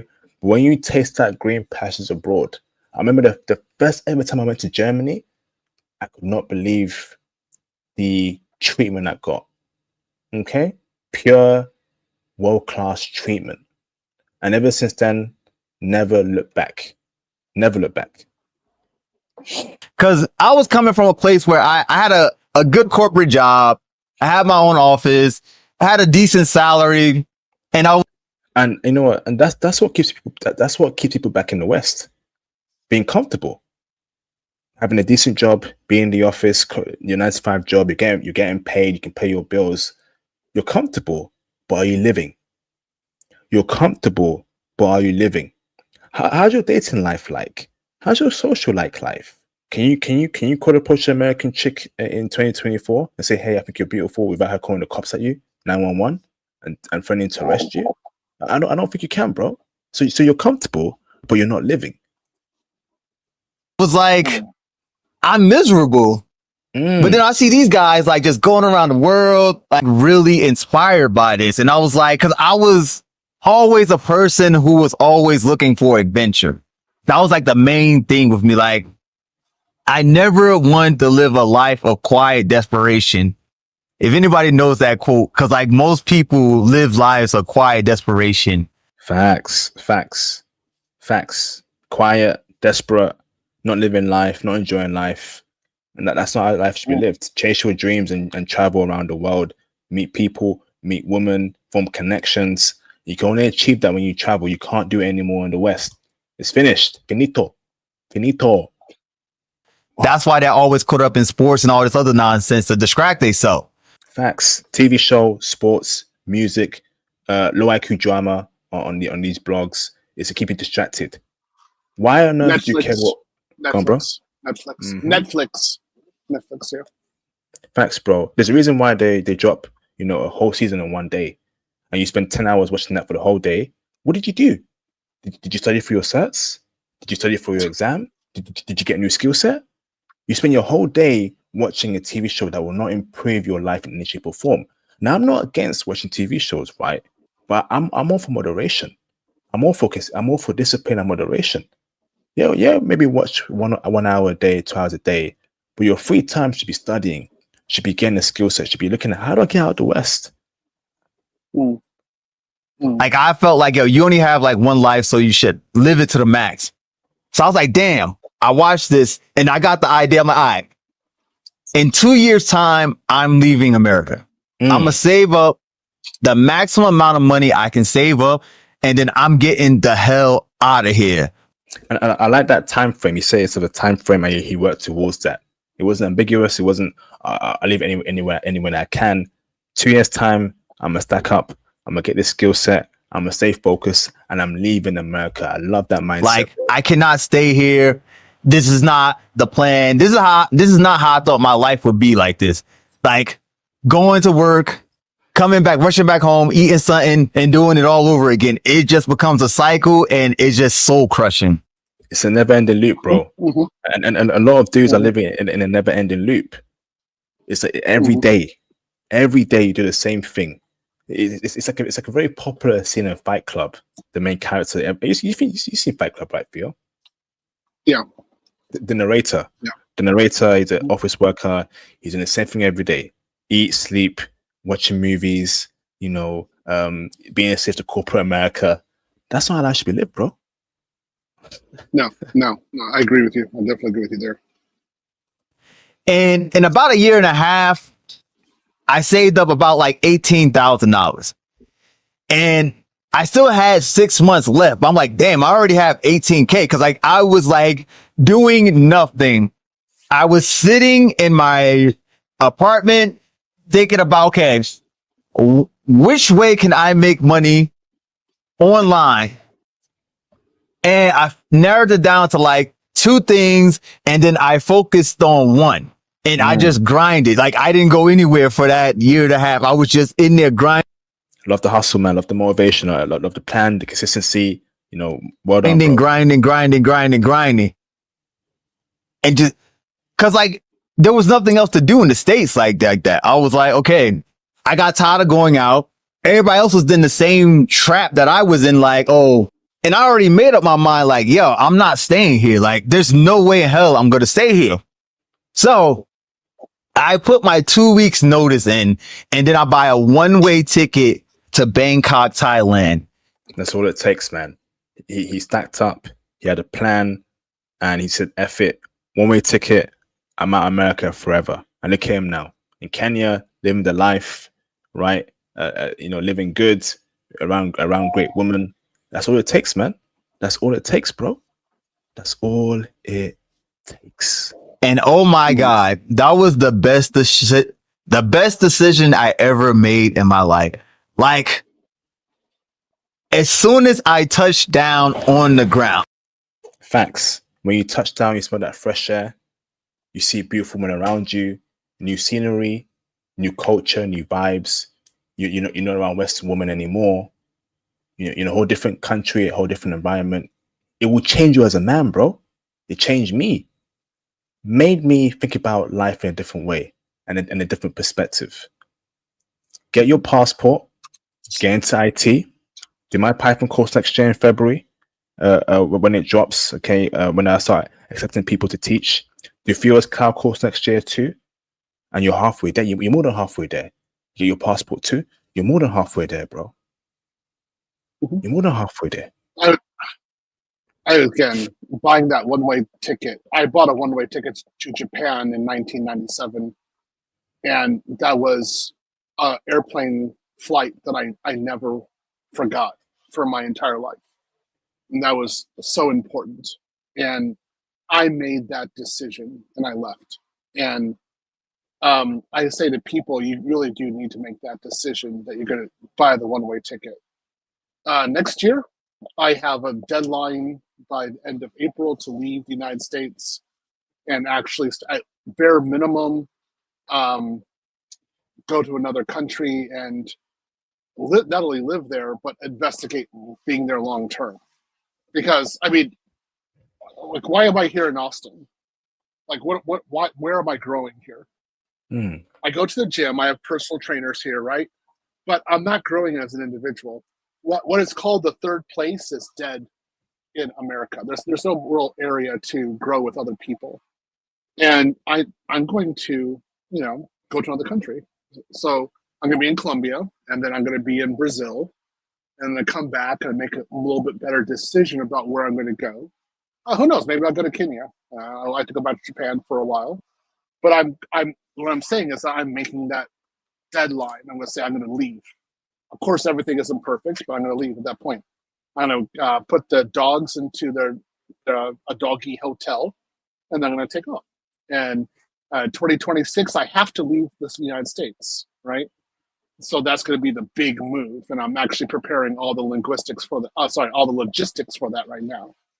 So, guys, make that decision and leave. You'll never regret it. I think it was. I look back at myself when I was 24 years old when I did that. I'm like, wow, that was a big thing. There was no internet. There really wasn't internet at that time. So, I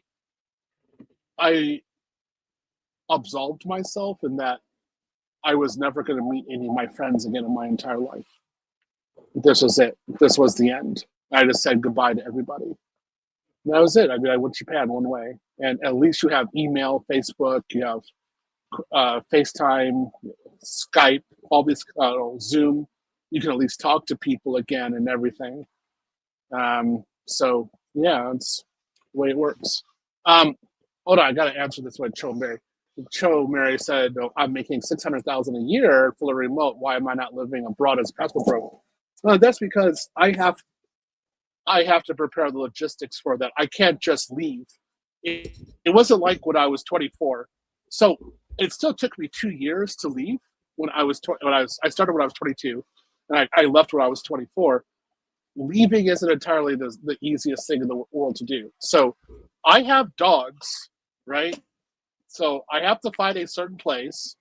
And then when I go abroad, I'm going to buy a house. So I can't just get on an airplane and go.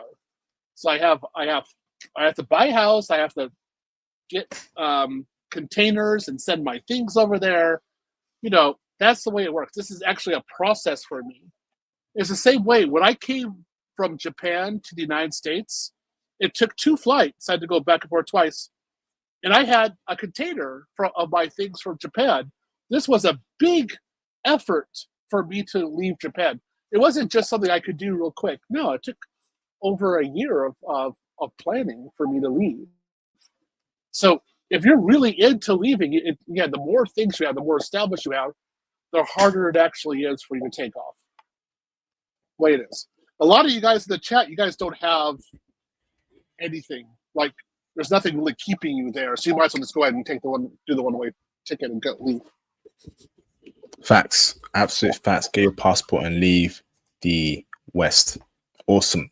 Yeah. Shout out to Mr. Ace of Spades for the support. The white worship here is sky high here in Atlanta and DC. Don't date there, bro. Don't date there. It's just that simple, bro.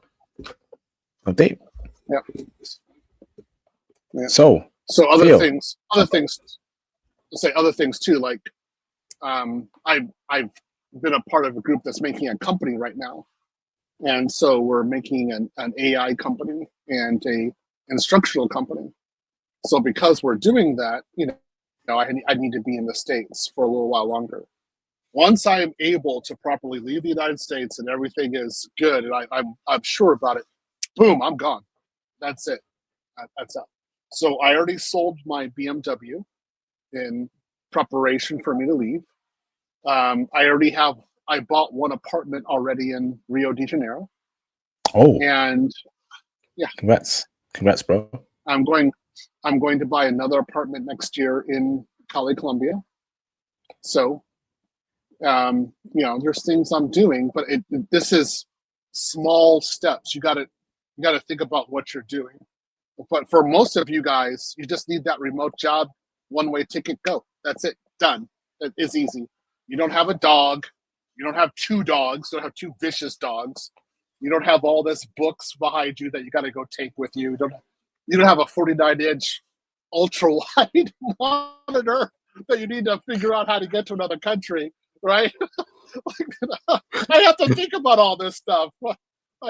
I have gym equipment that I'm bringing with me, right? So I have to think about all this. So this isn't so easy. So that's it. That's enough for me. Awesome, amazing, Theo. Well done for the property, brother. Maybe we doing some of that property process, bro. But in Sao Paulo, how that works, and you moving there. How's that sound, bro? Yeah, it sounds good. Hold on, I do Cho Mary. Cho Mary, you don't have to have residency in the country to buy property there. Bro, learn the local laws. Please. Bro, come on, Cho Mary. Go learn some laws. You don't have to have that, all right? Good Lord. People don't learn local laws talking crap on Vine. Anyway, yep, we're going to have some streams next year from Cali, Colombia, and probably Medellin and Rio. Without a doubt, Rio is going to happen. And I'll be at the Conclave again. And then also, I'm probably going to be in Slovakia, to be honest. Ooh. Yeah, I'm going to be there for at least a month, if not 2 months. It's because I love winter, and I want to bring my 29er mountain bike to Slovakia and go riding in the snow for 2 months. And then also talk with people in German and Slovakian and Ukrainian and go see what's going on there. I just want to be there for a while. And then once that's done, I come back here and then start doing the real pack, the really big pack. It's going to happen. I'm going to be buying about $50,000 to $70,000 worth of gym equipment next year, and that'll be the basis of my new gym that I'm going to create in another country. So I'm really working on this. I'm really excited. All right. Lovely. Well done, Theo. Awesome. So, Theo, let's wrap up the stream. Do you have any closing things, brother? I had a good time. So glad being here. With all the trolls, it means we're doing something right. Okay. So basically, guys, if you're an older gentleman, you will have plenty of options. In fact, I think it's a lot easier to date a younger girl as an older gentleman than it is as a younger guy. When I was a younger guy, all the girls were talking about how I was insufficient and they wanted older guys. I remember that I was 22 years old. I had to watch the girls that I grew up with dating 30, 40, and 50-year-olds. And I was like, okay, that's just the way it is. So that's just, again, you have a lot of options as an older guy. In this class, I just want to say, in this week, because I'm on vacation, I will be having additional cloud courses. So you'll see them in the group. I'll be scheduling additional courses from time to time. We're going to start doing Azure DevOps. So I need to make sure that all your pipelines, your first pipelines, are properly created, and that you know what you're doing, so we can actually do proper Terraform automated deployments to AWS and GCP. Okay. Hold on. Ace of Spades. See, in Slovakia, there are Russian people, and with them, I'll be speaking in Russian. Okay. There's also in Thailand, there are Russian people there too. That they're on the beach, right? Okay. That's what I'm talking about. I can speak in Russian to them. There's plenty of Russians in Slovakia. I have no problems talking to them. And also Ukrainians in Slovakia, and a lot of refugees, they also speak Russian. Go there, speak Russian to them. All right. That's it. Had a good time, and I look forward to seeing you next week, okay? Thank you, Theo. You're a legend, brother. Thank you, bro. Yep, see ya. Shout out to Theo, man. Shout out to Theo. If you want to see a Slovakia stream, okay, check out. I've done Slovakia. I can't believe it. International passport. Slovakia. Where is it? Oh, fuck. Where's the video? Let me put it up for you. Aside from that, again, keep on following me on Kick and Twitch. Okay, if you're not following me on there, please follow me on Kick and on Twitch. I'm getting ready for my look at Theo in the chat speaking Russian. I'm getting ready for my Japan streams, Germany streams, Munich, Germany streams.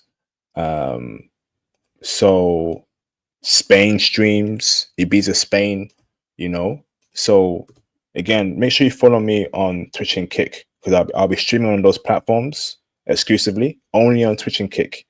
The Japan streams, the Germany streams, the Spain streams will only be on Twitch and on Kick. Okay, I got a lot to say, bruv. You won't find your wife in Ibiza, Spain. Okay. You can definitely find your wife in Munich, Germany. Okay. And let me open up the phone lines for 10 minutes before I go to bed. Even though I should be up this late, but I'm having a good time. So if you want to call in, 10 minutes, only 10 minutes. Japan, okay? I'm going to expose Japan, right? Good, bad, ugly. Anyone can call in and debate me. I don't care. On this channel, we have open discussions here. We don't lie here. We don't cap. We are here flipping heck. We are here to get everyone's opinion, okay? I was in Japan recently. I saw some crazy things, okay? So make sure because you were disrespecting Theo. He was disrespecting Theo. He was disrespecting Theo. And that's not allowed on this channel. Theo has done a lot for brothers. Lives have been changed because of Theo. And I won't tolerate disrespect towards Theo in any shape or form. By no one. Nada. Ain't happening, bruv. No one would ever disrespect Theo on my watch. Nah. That's something that I will not allow on this channel, bruv. Okay? Alright. Okay. Ban. Okay? Ban. Any sort of shade, disrespect towards Theo will result in a permanent ban. That's not flying. Okay? Let me bring in Jam in the background. Jam, you are confirmed. Okay? We can't go on for too long, Jam. I need to go to bed. I've got work in the morning. But let's go, bro. What's going on, Jam? How you doing, brother? Yeah, I'm good. Is it just me, or for some reason you sound a little bit awkward? I don't know, like your internet's cutting out. I'm not sure if it's just me or not. But I know you're gonna be quick, so I'm just gonna assume you can hear me. There's two things I wanted to mention on the stream. Two things, right? And I'll start with the thing that you addressed last first, and that's the the New York City woman fire incident, right? And you said how no one helped. I just find that, I'm not gonna lie, I have a completely different opinion on this. I just find it kind of funny how like everyone talked about, you know, these women say they don't need any men, and they say that until they need a man or any help. And now this is a perfect scenario where this happens, right? No men help, right? They don't feel the need to do so anymore. We live in an equality country, right? So this is what happened. And now you're shaming people for not doing anything. I mean, we know the women are not going to do anything. So really, what you're doing is just shaming the men implicitly. Like, I mean, I know if I was there, I wouldn't do anything. I'm just being honest with you. I mean, why would I risk not coming to my family? I don't know who this guy is, how crazy he is. I don't want to get on fire myself. I'm not doing anything. I mean, maybe before, when we lived in a cohesive culture, right? Then maybe I might be willing to take that risk. But definitely now in today's world, I mean, probably she was a feminist. I think she was just a homeless woman or whatever. But the whole point is, I'm not just willing to. The only people I'm willing to risk that type of danger for is people who I've known for years or my immediate family members. That's it. So I'm surprised that everyone's talking about, oh, no one's done anything. I'm like, well, that's kind of the culture that you kind of encouraged, because we saw what happened the last time someone tried to do something, right? That guy just got acquitted in court, I think. So.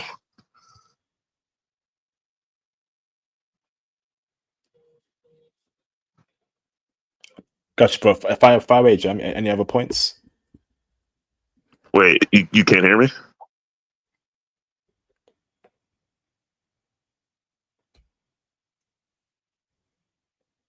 Fire away, Jam. Any other points, bro? All right, let me try my data. Can you hear me or not? Because for some reason you sound a little bit spotty. Can you hear me now? Jam, are you there, bro? Check 1 2. Check 1 2. You can't hear me. You can't hear me? Hello. What the flip? What's going on here? Can you hear me, Jam? Can you? Yeah, I can hear you right. Hold up. Okay.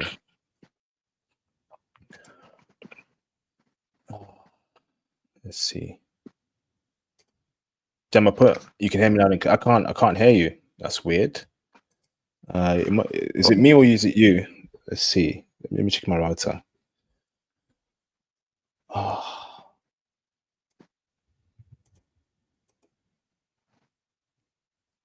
My audio. Oh, it's my audio. Flip. Okay, let me see. Can y'all hear me now? Can you hear me now? How's my audio now? Is it good? Yeah, I can hear you, dude. I can hear you. Flipping heck.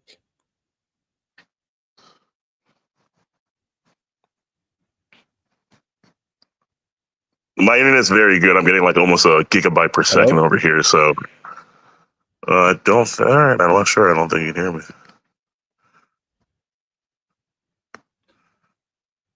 Hello? I'll drop and I'll come back in. All right. Yeah, I can hear you. Can you hear me? No. I'll drop. Let me just drop. Hello?